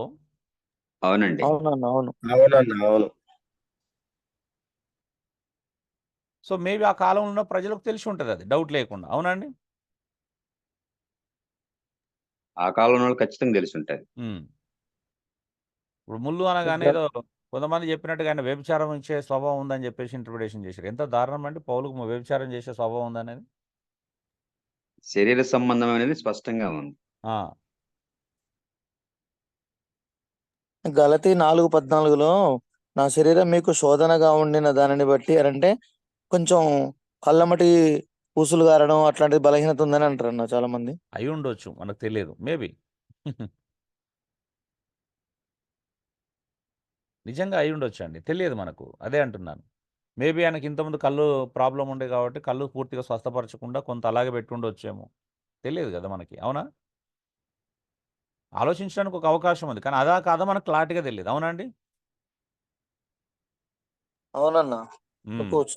యేసు ప్రభుతోని ఎన్కౌంటర్ జరిగినప్పుడు కళ్ళు పోయినాయి గాబట్టి ఆ! ఆ కళ్ళు పోయినాయి గాబట్టి అననీయ స్వస్థపరిచినప్పుడు మరి పూర్తిగా స్వస్థపరిచిండా? లేకపోతే కొంత ఆ ప్రాబ్లమ్ అలాగే ఉంచాడో మనకు తెలియదు. మరి తర్వాత సాతాను దూతగా ఉంచబడినది మరి అప్పుడే ఉంచబడిందా? ఆ సాతాను దూతగా ఉంచబడింది ఎప్పుడో గూడా మనకు మళ్ళీ పరిశీలించుకోవాల్సిన అవసరం ఏర్పడుతుంది. హ్మ్. లేకపోతే కళ్ళు సమస్య ఉండని బట్టే నేను ఇలాగ రాయట అంటే పెద్ద అక్షరాలతో రాస్తున్నాడేమో. అలా అంటే సస్పెక్ట్ చేయడానికి చాలా ఉంటాయి. కానీ ఖచ్చితంగా ఇదే అని చెప్పడానికి మాత్రం లేదు. ఒక్కటి మాత్రం ఖచ్చితంగా చెప్పొచ్చు. ఏంటిదది? ఖచ్చితంగా అది శరీర సంబంధమైన బలహీనతనే. అవునా అండి? అవునండి. అవును. ఇందులో డౌట్ ఉందా? ఈ స్వభావం. అవును. లేదండి. శరీరంలో ఉన్నాడు కాబట్టి శరీర సంబంధమైన.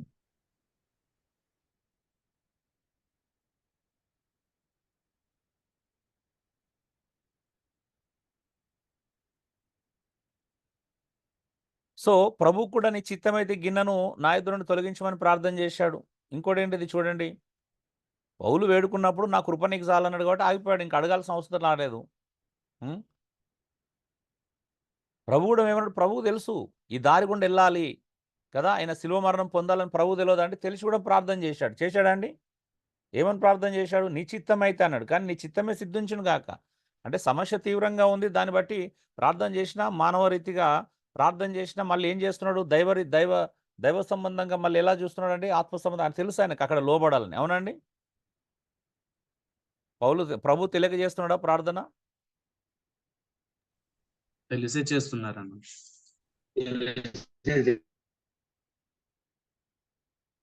సో కాబట్టి ఎక్కడైనా బైబిల్‌లో అడుగుడి మీకు ఇవ్వబడును అంటే ఏది పడితే అది అడగటానికి కాదు అనే విషయం తెలుసుకోవాలి. ఎందుకంటే ఇన్ని లేఖనాలు కాంట్రడిక్షన్ అవుతాయి.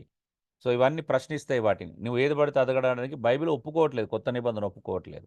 అంత మాత్రమే కాదు, కొత్త నిబంధన ఎక్కడ కూడా భౌతిక సంబంధమైన వాటి మీద దృష్టి పెట్టాలని ప్రేరేపణ కూడా ఇవ్వట్లేదు. ఇస్తున్నాయండి? ఇవ్వట్లేదన్న, ఇవ్వట్లేదు. ఇవ్వవు. అవునా?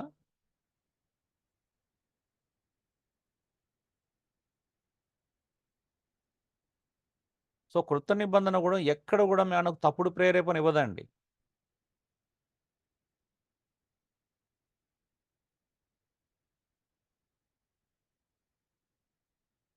పైనున్న వాటిని వెతకండి, భూ సంబంధమైన మనసు పెట్టవద్దు, భూమి మీద మీకు ధనం కూర్చుకోవద్దు, పరలోకంలో ధనం కూర్చుకోవాలి, ఈ లోకంలో అంతా శరీరాశ, నేత్రాశ, జీవడంబము, ఎవడైనా లోకాన్ని ప్రేమిస్తే తండ్రి ప్రేమ వాని లోపల ఉండదు. సో మీరు దేని గురించి చింతపడద్దు. మీకు అక్కరగా ఉన్నవేమో మీ పరలోపుతాను మీరు అడగక ముందే తెలుసు. కాబట్టి మొట్టమొదటిగా దేవుని రాజ్యాన్ని, నీతిని వెతకండి. ఇవన్నీ ఏం చూపిస్తున్నాయండి? అన్యాయపు సిరి వలన స్నేహితులను సంపాదించుకోండి, ఈ భూ సంబంధమైనటువంటి డబ్బును ఖర్చు చేసి పరలోకంలో స్నేహితులను సంపాదించుకోండి. ఇవన్నీ ఎందుకు చెప్తున్నాడు? ఒక్క మాట ఉందా అండి కొత్త నిబంధనలో? ఏది పడితే అది అడుగు, నేను అడిగింది ఇస్తానని చెప్పేసి.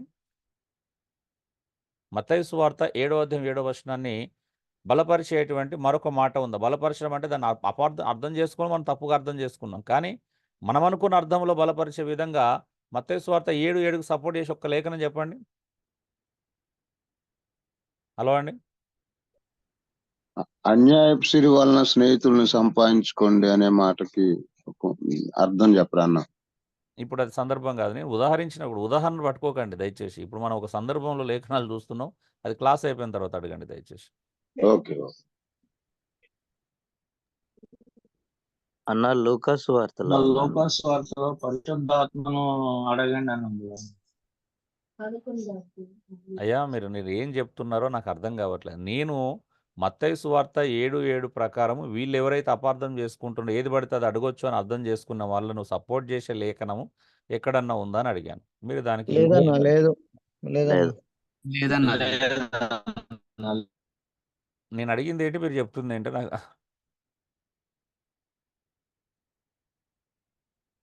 కొంచెం శ్రద్ధగా వినండి దయచేసి. మీరు ఎంత శ్రద్ధగా వింటే అంత మంచిది. ఏం వింటున్నారని చాలా జాగ్రత్తగా వినాలి. వినేది జాగ్రత్తగా వినకపోతే అపార్థం చేసుకుంటారు ఇప్పుడు ఎవరైనా కానీ. ఇప్పుడు అపార్థం చేసుకున్నారు లేదా? అడుగుడు ఇవ్వబడును, ఏది పడితే అది అడగొద్దంటే వెంటనే ఆ ఇల్లు అడగొద్దా, అవసరతనే కదా అది కూడా అంటే ఇప్పుడు వెంటనే ఏం చేశారు? అపార్థం చేసుకున్నారు లేదా అండి? అవునండి. 14:14 నా నామున మీరు నన్ను ఏం అడిగినని చేతున్నాను ఉంది కదా, దాని అర్థం ఇప్పుడు అదే చెప్పినాం కదా. ఎక్కడుంది? ఎక్కడ అన్నాడు?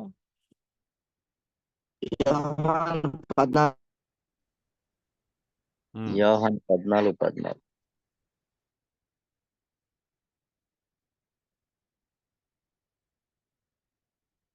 చెప్పండి ఏమున్నది అక్కడ 14:14?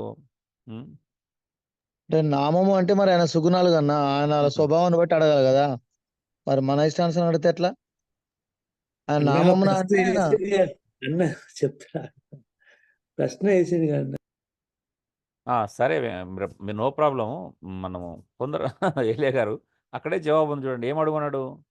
16వ వచనం. నేను తండ్రిని వేడుకొందును, మీ యొద్ద ఎల్లప్పుడు ఉండుటకై ఆయన ఒక వేరొక ఆదరణకర్తను అనగా సత్యస్వరూపియగు ఆత్మను మీకు అనుగ్రహించును. లోకం ఆయనను చూడదు, ఆయన ఎరగదు, కనుక ఆయనను పొందనేరదు. మీరు ఆయన నెరుగుదురు, ఆయన మీతో కూడా నివసించును, మీలో ఉండును. మిమ్మును అనాథలుగా నేను విడవట్లేదు, మీ యొద్దకు వత్తును. కొంతకాలమైన తర్వాత లోకం నన్ను మరి ఎన్నడను చూడదు. అయితే మీరు నన్ను చూతురు, నేను జీవించున్నాను గనుక మీరు జీవింతురు. నేను నా తండ్రి యందును, మీరు నా యందును, నేను మీ యందు ఉన్నానని ఆ దినమున మీరు ఎరుగుదురు. ఇప్పుడు ఇది అంతా దేని గురించి మాట్లాడుతున్నాడు? 14వ అధ్యాయము. యేసు ప్రభు త్వరగా మరణించబోతున్నాడు, శిలువ మరణం పొందబోతున్నాడు. యేసు ప్రభు మరణం ద్వారా శిష్యులు అనే వాళ్ళకి నిజమైన ఎడబాటు జరగబోతుంది అక్కడ. అవునా అండి? మీ హృదయమును పడనీయకుడి, మొదటి వచనం. దేవుని యందు విశ్వాసం ఉంచున్నారు, నా యందు విశ్వాసం ఉంచుడి. నా తండ్రి ఇంట అనేక నివాసాల గల లేని యెడల మీతో చెప్పుదును, మీకు స్థలం సిద్ధపరచ వెళ్తున్నాను. ఎక్కడ చెప్తున్నాడండి స్థలం సిద్ధపరచ? భూమి మీదనా, పరలోకంలోనా? భూమి మీద అన్న. భూమి మీదనా? పరలోకంలో. అయ్యా క్రాంతి, నేను ఎక్కడికి పోవాలో నాకు అర్థం కావట్లేదు. భూమి మీద స్థలం సిద్ధపరుస్తున్నాడు ఇప్పుడు యేసు ప్రభు మన కొరకు. భూమి మీద చెప్పిండు అన్న, పరలోకం గురించి ఆయన పోయిండు. భూమి మీద చెప్పిండు. భూమి మీద ఎక్కడ చెప్పిండు అని అడగట్లేదు, స్థలం ఎక్కడ సిద్ధపరుస్తున్నాడు అని అడుగుతున్నాను. పరలోకంలో ఇదంతా చదువుకుంటారా అండి? ఇప్పుడు ఆ 14 వచనం అర్థం కావాలంటే అందుకు తోమ ప్రభు ఎక్కడికి వెళ్తున్నా మాకు తెలియదే, ఆ మార్గం ఎలా తెలియనని అడగగా, యేసు నేనే మార్గము సత్యమును జీవం, నా ద్వారా తప్ప ఎవడు దాని యొద్దకు రాడు, పరలోకానికి ఎలా వస్తాడో చెప్తున్నాడు. అవునా? మీరు నన్ను ఎరిగి ఉంటే నా తండ్రిని ఎరిగి ఉందరు, ఇప్పటి నుండి మీరు ఆయనను ఎరుగుదురు, ఆయనను చూచి ఉన్నారని చెప్పాను. అప్పుడు ఫిలిప్పు, ప్రభ తండ్రిని మాకు కనబరచు, మాకు అంతే చాలు అని ఆయనతో చెప్పాడు. యేసు, ఫిలిప్పు, నేను ఇంతకాలం మీ యొద్ద ఉండినను నన్ను ఎరగవా? నన్ను చూసిన వాడు తండ్రిని చూచున్నాడు కనుక తండ్రిని మాకు కనబరచమని ఎలా చెప్పుచున్నావు? తండ్రి యందు నేను తండ్రి యందు ఉన్నావు నీవు నమ్మటలేదా? నేను మీతో చెప్పుచున్న మాటలు నా యంత నేను చెప్పటలేదు, నా తండ్రి నా యందు నివసించు తన క్రియలు చేయుచున్నారు. తండ్రి యందు నా యందు తండ్రి ఉన్నామని నమ్ముడు, లేదా ఈ క్రియల నిమిత్తమై నన్ను నమ్ముడి. నేను తండ్రి యొద్దకు వెళ్ళుచున్నాను గనుక నేను చేయి క్రియలు నా యందు విశ్వాసం ఉంచి వాడును చేయను, వాటికంటే మరి గొప్పవి అతడు చేయనని మీతో నిశ్చయముగా చెప్పుచున్నాను. ఇప్పుడు చెప్పండి, ఇప్పుడు 12వ వచనం దాకా నిర్లక్ష్యం చేసి 13, 14 పట్టుకొని మళ్ళీ 16, 15వ వచనం నుంచి చివరి వరకు నిర్లక్ష్యం చేసి కేవలము 14వ వచనం పట్టుకొని నా నామున మీరు నన్ను ఏమడిగినను నేను చేతును అనేది దేని గురించి మాట్లాడుతున్నాడు అండి? ఇప్పుడు చెప్పండి.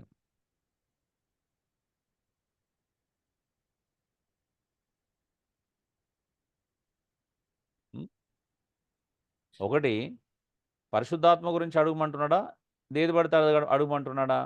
రెండోది, భవిష్యత్తులో చేయబోయేటువంటి పరిచర్యకు సంబంధించిన విషయాలు చెప్తున్నాడా, లేకపోతే భౌతిక సంబంధమైన విషయాల గురించి మాట్లాడుతున్నాడా? యేసు ప్రభు ఇప్పుడు శిష్యులకు ఇచ్చిన వాగ్దానము, పరిచర్యలో మీరు వెళ్తున్నప్పుడు నన్ను ఏమడిగినా నేను చేస్తాననేది భౌతిక సంబంధమైన విషయాల గురించి చెప్తున్నాడా, ఆత్మ సంబంధమైన కార్యాల గురించి మాట్లాడుతున్నాడా? ఆత్మ సంబంధమైన కార్యాల గురించి. అంటే ఇప్పుడు పరిచర్యలు వాళ్ళు ఏం అడుగుతారండి? యేసు ప్రభు కోరని, యేసు ప్రభు చెప్పని అడుగుతారా? పరిశుద్ధాత్మ దేవుని ప్రేరేపణ లేని అడుగుతారా? ఇప్పుడు పరిశుద్ధాత్మ దేవుడు వచ్చి మిమ్మల్ని సర్వసత్యంలోకి నడిపిస్తాడు, ఆ సర్వసత్యాన్ని బట్టి వాళ్ళు అడుగుతారా, ఏది పడితే అడుగుతారా? పోనీ హలో, సర్వసత్యాన్ని బట్టి ఆత్మ ప్రేరేపణ లోబడి అడుగుతారన్న. అడుగుతారు. ఇప్పుడు అది భౌతిక సంబంధమైన మాట ఎలా అవుతుందో చెప్పండి? ఏది పడితే అడగచ్చు. ఇప్పుడు శిష్యులు పోనీ ఏం అడిగారు చెప్పగలుగుతారా? అపోస్తులైనటువంటి 12 మంది అపోస్తులు లేదా పౌలు ఏం అడిగారు చెప్పండి? మీరు అనుకున్న ఏం అడిగారు చెప్పండి?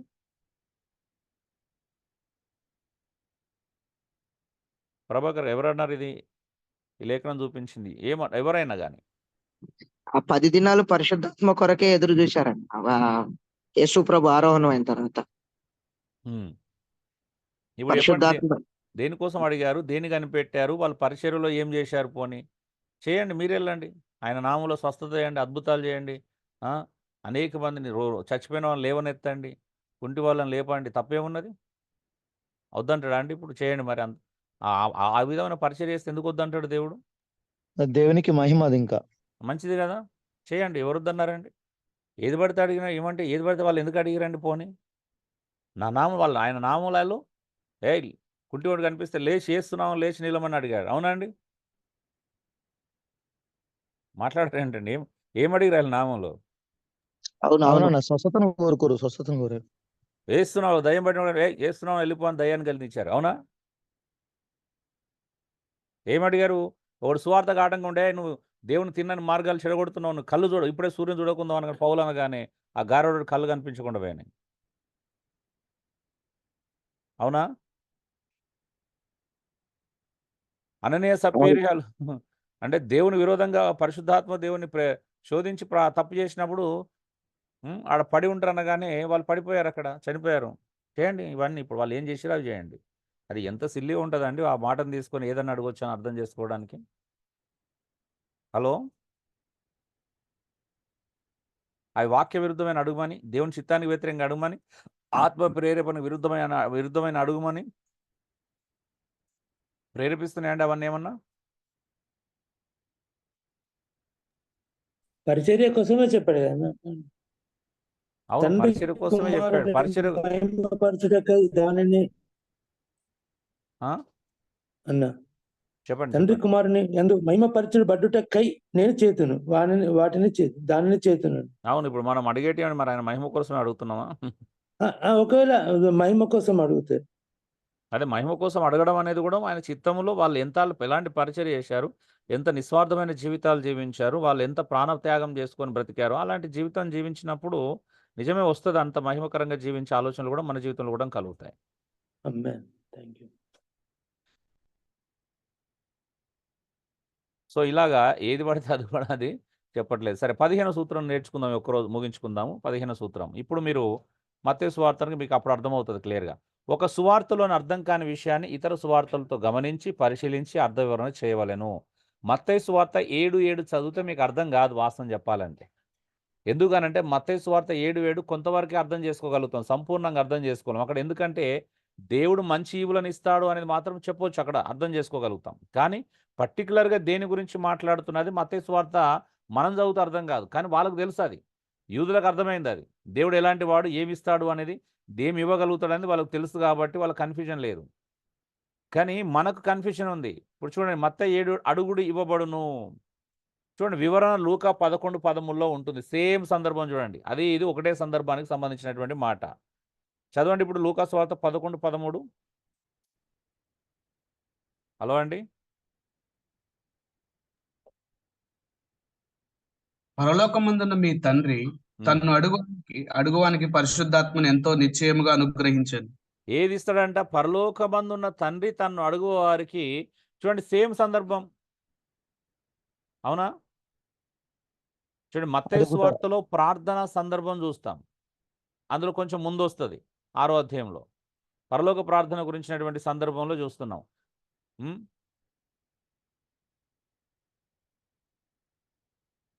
తర్వాత ఒక స్నేహితుడు వచ్చినటువంటి ఉపమానం చూస్తాం. ఇప్పుడు చూడండి 10వ వచనం, 9వ వచనం, అటువలే మీరు అడుగుడి మీకు ఇయ్యబడును, వెతుకుడి మీకు దొరుకును, తట్టుడి మీకు తీయబడును, అడుగు ప్రతివానికి ఇయ్యబడును, వెతుకువానికి దొరుకును, తట్టువానికి తీయబడును, మీతో చెప్పుచున్నాను. మీలో తండ్రి అయిన వాడు తన కుమారుని చేపను అడిగితే చేపకు ప్రతిగా పామునిచ్చునా, గుడ్డును అడిగితే తేలునిచ్చునా? కాబట్టి మీరు చెడ్డవారయుండి మీ పిల్లలకు మంచి ఈవులను ఇయ్యనెరిగి ఉండగా పరలోకమందున్న మీ తండ్రి తన్ను అడుగు వారికి పరిశుద్ధాత్మను ఎంతో నిశ్చయముగా అనుగ్రహించుననెను. చెప్పండి, అడుగుడి మీకు ఇవ్వబడును అనే మాట దేని గురించి చెప్పబడిందండి? ఏది అడగడానికి చెప్పబడింది? పరిశుద్ధాత్మను. చెప్పండి వెంకటేష్ గారు, అందరు స్పందించాలి. కొర్నేల్ గారు. పరిశుద్ధాత్మ. ఇల్లు కూడా అడగొచ్చు కదా, తప్పే ఉంది కదా. ఇప్పుడు యేసుప్రభు ఇల్లు అడగమంటున్నాడా, పరిశుద్ధాత్మ దేవుని అడగమంటున్నాడా? ఏది కావాలి మీకు? ఎట్లయినా మార్పు నుంచి పొందినంగా పరలోకం పోతాం కదా, భూమి మీద ఉన్నప్పుడు మరి భూమి మీద కావాల్సి నీకు పొద్దాక ప్రార్థన చేయండి అంటుంటే ఏం చెప్పాలి దేవుడికి? ఎవరు చెప్తున్నా? నేనేది చెప్పలేము. పద్దాక ప్రార్థన చేయమని అడిగిన వాళ్ళని ప్రార్థన చేయమని అడిగిన వాళ్ళని అడగండి. పాపం వెసుకక ప్రార్థన చేయండి అంటే ప్రార్థనలో వెసుకొద్దని అర్థమా? ఎడతెగక ప్రార్థన చేయండి.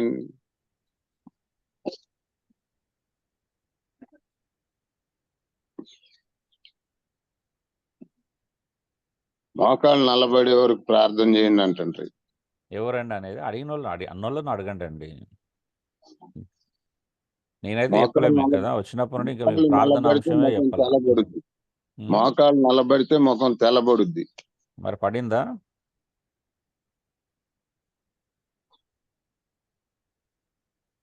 లాదరయ్య గారు చెప్పండి.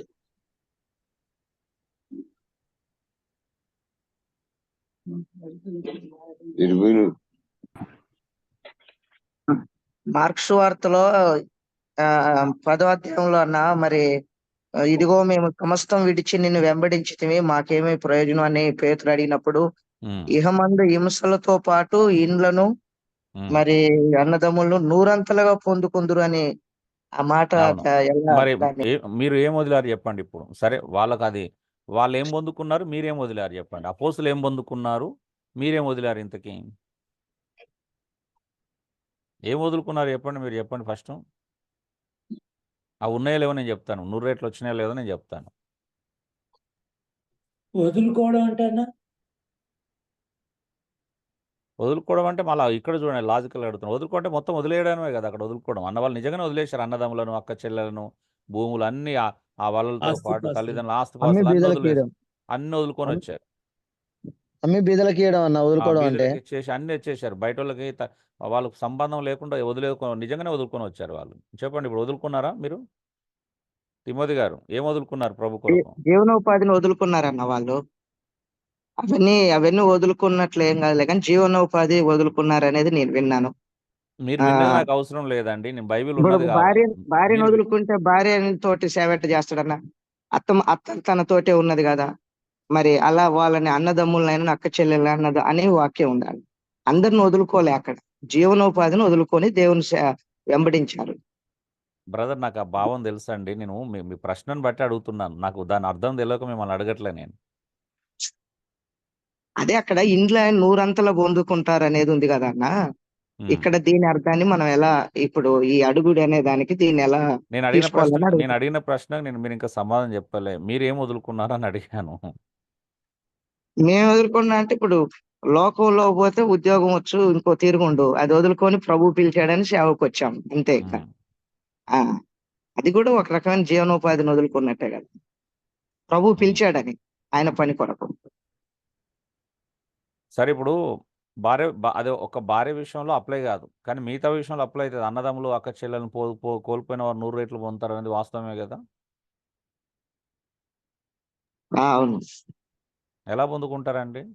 ఇప్పుడు నేను ఇక్కడ ఉన్నానండి, నేను ప్రభు కోసము, యేసు ప్రభు నేను నమ్ముకున్నందుకు నా అన్నదమ్ములు, అక్క చెల్లెలను ద్వేషించి నాకు దూరం అయ్యే అవకాశం ఉంటుందా?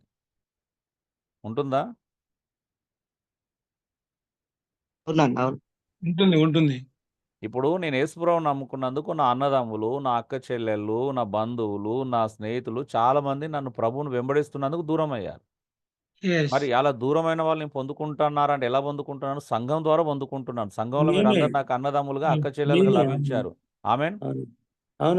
ఇది పొందుకోవడం అంటే. ఇప్పుడు నాకు ఒక ఇల్లు కాదు, నేను మీ ఇంటికి వచ్చిన, మీ ఊరికి వస్తే నన్ను మీ ఇంట్లో పెట్టుకొని ఒక పూట పెట్టుకోరా తిమోతి గారు?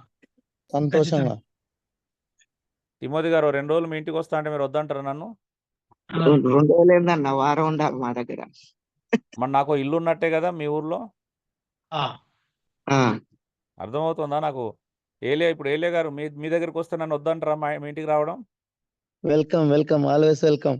లాజర్ గారు చూడండి, ఇప్పుడు నాకు ఇండ్లు ఉన్నాయి నిజంగానే. ఇప్పుడు ఇక్కడ కాదు, 100 ఇండ్లకి ఎక్కువ ఉన్నాయి నాకు ప్రభులోకి వచ్చిన తర్వాత. అవునవును.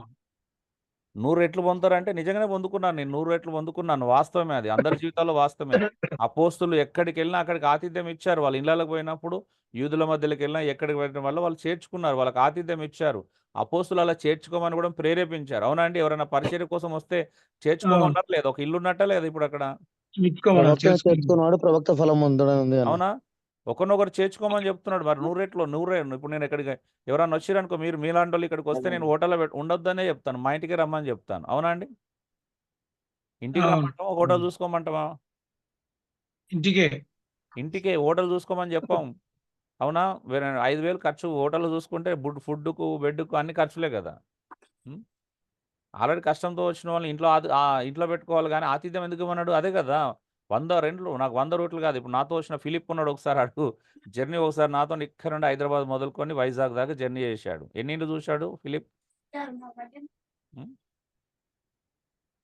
హలో ఫిలిప్, ఉన్నావా? బిజీయా? బ్రేక్ఫాస్ట్ ఒక దగ్గర, లంచ్ ఒక దగ్గర, డిన్నర్ ఒక దగ్గర, మళ్ళీ నెక్స్ట్ డే బ్రేక్ఫాస్ట్ ఒక దగ్గర. ఎవరు వదలట్లేదు. అంటే వారితో ఉన్న సంబంధం, మాకు ఆత్మ సంబంధమైన సంబంధం లేకపోతే రిలేషన్షిప్ చెప్పమని ఫిలిపే చెప్తాడు. ఇంకా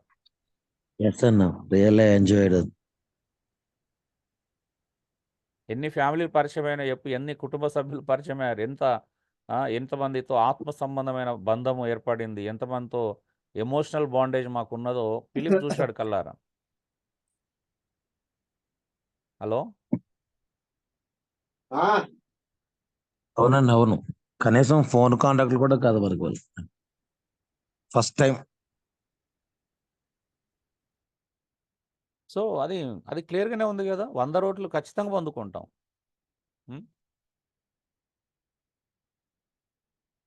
ఎస్, ఆ 3 సంవత్సరాలలో, ఆ 3.5 సంవత్సరాలలో వాళ్ళకు పేతురుకు పెళ్ళయి భార్య ఉందో లేదో ఎవరు తెలియదు వాస్తవం చెప్పాలంటే.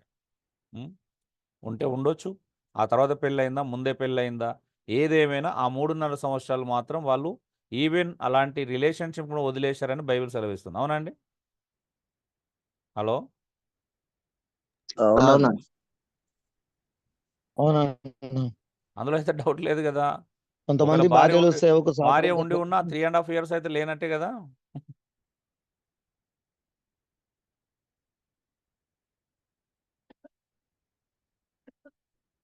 సో 100 రెట్లు పొందుతారంటే అది ఓకే. అడుగుడే మీకు ఇవ్వడం, దేని గురించి అడగమంటున్నాడు? పరిశుద్ధాత్మ దేవుని గురించి అడగమంటున్నాడు. ఏది పడితే అది అడగమనలా. మీరు చూడండి ఎన్ని సందర్భాలలో చూడండి, ఇన్ని సందర్భాలు చూసినా ఈవెన్ ఇంతకుముందు ఆల్రెడీ యోహాను సువార్త 14 చూపించారు. అవునా? అక్కడ కూడా అడుగుడు మీకు ఏది అడిగినా అక్కడ కూడా పరిశుద్ధాత్మ దేవుని గురించిన సందర్భమే. అవునా అండి? లూకాసు వార్తలో పరిశుద్ధాత్మ దేవుని గురించి సందర్భమే. ఆయన ఎదురు చూడమని లూకాసు వార్త 24లో చెప్పిన సందర్భం పరిశుద్ధాత్మ దేవుని గురించే. అపోస్తల కార్యం 1వ అధ్యాయంలో చెప్పబడింది పరిశుద్ధాత్మ దేవుని గురించి సందర్భమే. మత్తయి సువార్త 7:7లో కూడా చెప్పింది పరిశుద్ధాత్మ దేవుని గురించిన సందర్భమే. ఎందుకంటే తండ్రి అయిన దేవుడు మనకి ఇవ్వబడిన గొప్ప వరం ఏమైనా ఉందంటే పరిశుద్ధాత్మ దేవుడే అండి. అవునండి? తండ్రి అయిన దేవుని నుంచి పొందుకునే విషయంలో పరిశుద్ధాత్మ దేవుని కంటే గొప్ప ఈవి గాని, గొప్ప వరం గాని ఇంకేమైనా ఉందా అని చెప్పగలుగుతారు ఎవరైనా? హలో అండి? లేదు, అదే అదే గొప్పది, అదే గొప్ప వరం.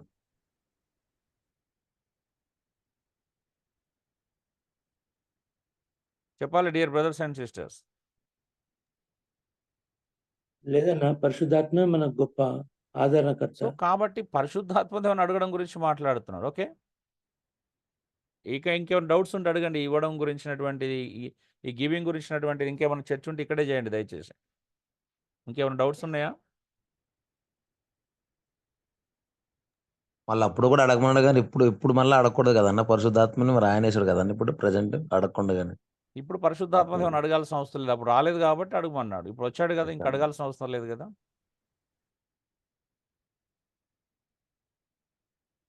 శిష్యులు మళ్ళీ అడగలే. అపోస్తలుల కార్యం 2వ తరగతి పరిశుద్ధాత్మ దిగొచ్చిన తర్వాత మళ్ళీ ఎక్కడ పరిశుద్ధాత్మ ఉందని అడగలే వాళ్ళు. కనిపెట్టలే కదా పరిశుద్ధాత్మ దేవుని కొరకు. కనిపెట్టారండి?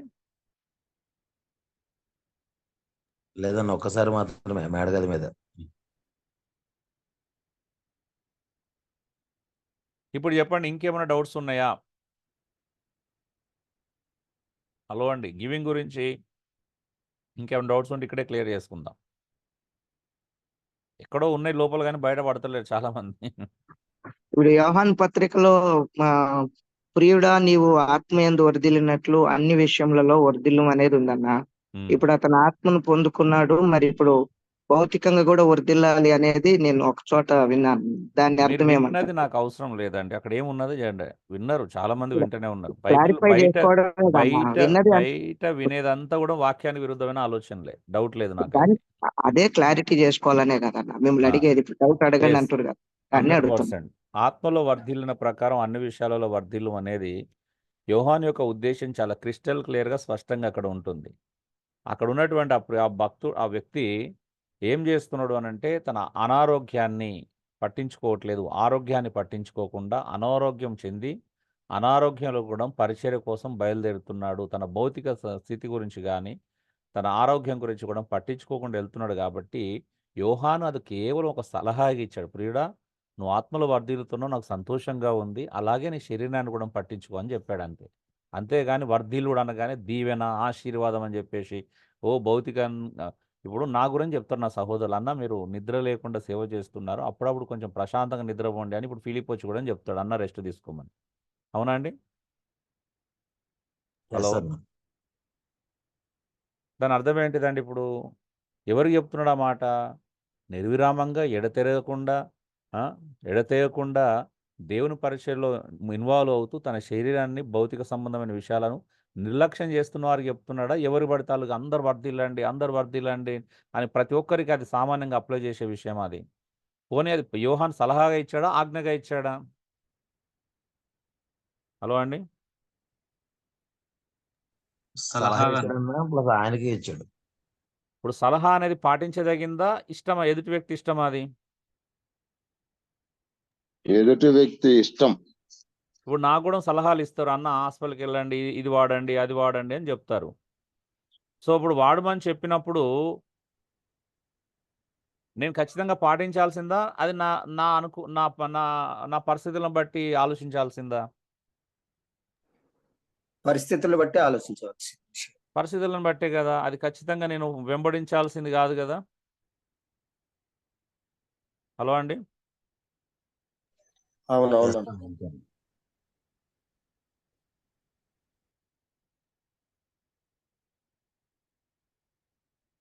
కాబట్టి ఇప్పుడు చెప్పండి, మూడు అంటే ఇప్పుడు యోహాన్ పత్రికలో ఉన్నది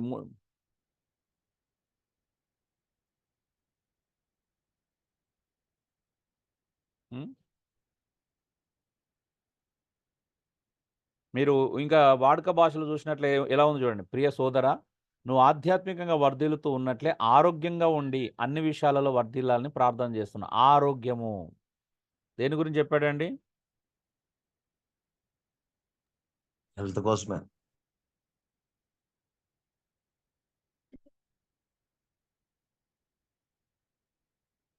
చెప్పండి.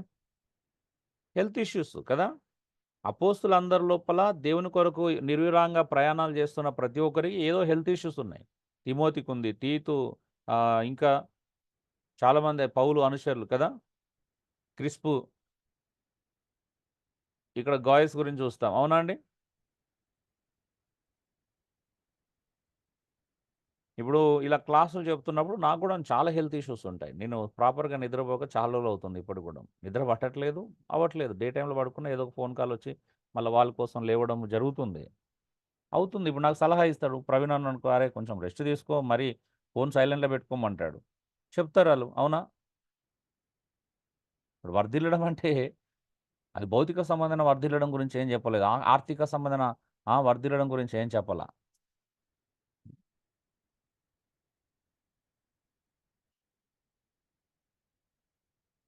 ఇది ప్రాస్పారిటీ ప్రీచర్లు తీసుకొచ్చిన పెద్ద సమస్య అండి. ప్రాస్పారిటీ ప్రీచర్లే ఇలాంటి బోధ తీసుకొచ్చారు. ప్రియుడా నీ ఆత్మలో వర్ధిల్ల ప్రకారం అన్ని విషయాలలో వర్ధిల్లు, అన్ని విషయాలలో వర్ధిల్లాలి, అన్ని విషయాలు వర్ధిల్లాలి అనేది బాగా ఫోకస్ చేసేసి ఆత్మలో వర్ధిల్లడం అనేది తుంగలో దొక్కేశారు మళ్ళీ. అవునా అండి? ఆ మాట వాస్తవం. ఆ మాట ఎవరు చెప్పాలండి? ఆత్మలో వర్ధిల్లుతూ శరీరాన్ని నిర్లక్ష్యం చేస్తున్న వారికి సలహా ఇస్తే అర్థం ఉంటుంది. అసలు ఆత్మలో వర్ధిల్లకుండా ఎప్పుడు శరీర సంబంధమైన విషయాల కోసం ఆ మీటింగ్ ఈ మీటింగ్ పరిగెత్తే వాళ్ళకి చెప్తే అర్థం ఉంటుందండి ఆ మాట? మీరే చెప్పండి పోనీ. హలో. అవునండి. కదా. ఇప్పుడు రోజు 24 గంటలు కష్టపడుతూ పని చేస్తూ రెస్ట్ తీసుకోకుండా పని చేసినోనికి, అబ్బా నువ్వు బాగా కష్టపడుతున్నావు, ఓటీలు తగ్గించండి, కొంచెం రెస్ట్ తీసుకోండి అని భార్య చెప్తే అర్థం ఉంటుంది. కానీ పని పాట లేకుండా ఇంట్లో పడుకున్నటోనికి రెగ్యులర్గా పని దొంగకు వెళ్ళి కాస్త రెస్ట్ తీసుకోమని చెప్తే అర్థం ఉంటుందా? హలో అండి. ఉండదు. ఉండదు కదా. అది ఎవరికి చెప్తున్నాడు, ఎందుకోసం చెప్తున్నాడు?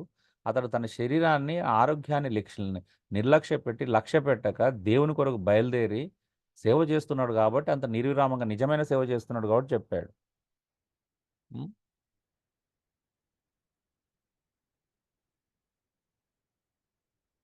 ఇంట్లో ఏం తిన్నదానికి ఇంట్లో కూర్చొని ఖాళీగా ఉన్న వాళ్ళకి చెప్పట్లేదు అది.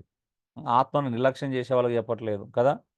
ఆధ్యాత్మిక జీవితాన్ని ఈరోజు చాలామంది ఇప్పుడు చెప్పగలుగుతామండి. ఈరోజు ప్రియుడాని ఆత్మలో వర్ధిల్ల ఎవరున్నారు చెప్పండి? ఆత్మలో వర్ధిల్లుతున్న వాళ్ళు ఎప్పుడు చూసినా ప్రార్థన రిక్వెస్ట్ చేసినా, నాకు పెళ్లి కోసం ప్రార్థన చేయి, ఉద్యోగం కోసం ప్రార్థన చేయి, ఇలా విసిగించే వాళ్ళు తప్పించి ఆధ్యాత్మికంగా వర్ధిల్లి అయ్యా నేను ఆత్మలో ఉన్నతంగా ఉండాలని కోరుకున్న వాళ్ళు ఎవరండి ఈరోజు కాలంలో? చెప్పండి, చెప్పండి పోనీ.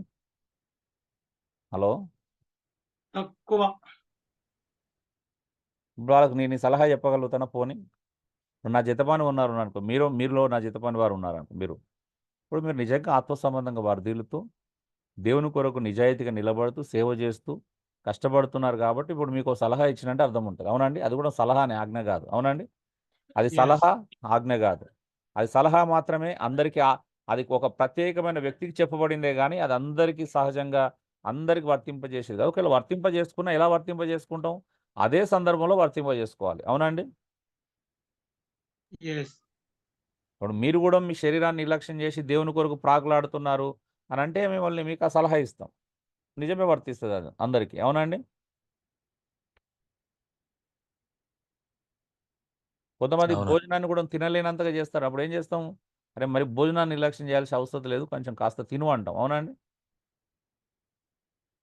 తిమోతి కూడా కడుపు జబ్బుతో బాధపడుతున్నాడు. ఎంత సఫర్ అవుతున్నాడంటే పౌలు చెప్పాడు. కడుపు జబ్బు నిమిత్తం అప్పుడప్పుడు మంచినీళ్ళ దాకా ద్రాక్షరసం కొద్దిగా పుచ్చుకోమన్నాడు. ఎందుకంటే జబ్బు కోసం పుచ్చుకోమన్నాడు. అవునా? సలహా ఇచ్చాడా? మ్యాండేట్‌గా రుద్దాడా ఆయనకి? సలహా అన్న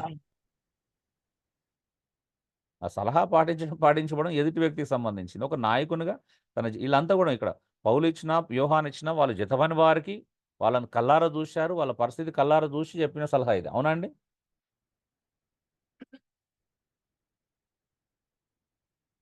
నాకెవరి గురించి ఏమో తెలియనప్పుడు, అతని ఆత్మలో వర్ధిల్లడో లేదో నాకు తెలియనప్పుడు, వర్ధిల్లిన ప్రకారం అని పక్కన పెట్టినాం. వర్ధిల్లిన ప్రకారం. నువ్వు ఆత్మలోనే వర్ధిల్లట్లేదు. ఇంకా భౌతిక సంబంధమైన విషయాలు, ఇతర విషయాలు వర్ధిల్లు, వర్ధిల్లు అని చెప్తే అర్థమే ఉండదు కదా!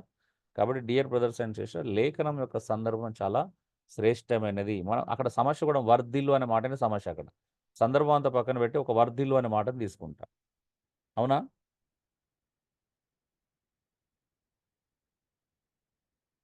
వర్ధిల్లు అనే పదము ఎలా ఎదగడం గురించి అభివృద్ధి చెందడం గురించి మాట్లాడుతున్నాడు. ఆధ్యాత్మికంగా నువ్వు అభివృద్ధి చెందుతున్నావు. అలాగే నీ శరీర విషయంలో కూడా, నీ ఆరోగ్య విషయంలో కొంచెం అభివృద్ధి చెందు అంటున్నాడు. ఆరోగ్య విషయంలో ఏముంటదంటే అభివృద్ధి ఎంత అభివృద్ధి ఉంటది? కాపాడుకోమంటున్నాడు. ఆరోగ్యాన్ని పట్టించుకోమని సలహా. అవునా?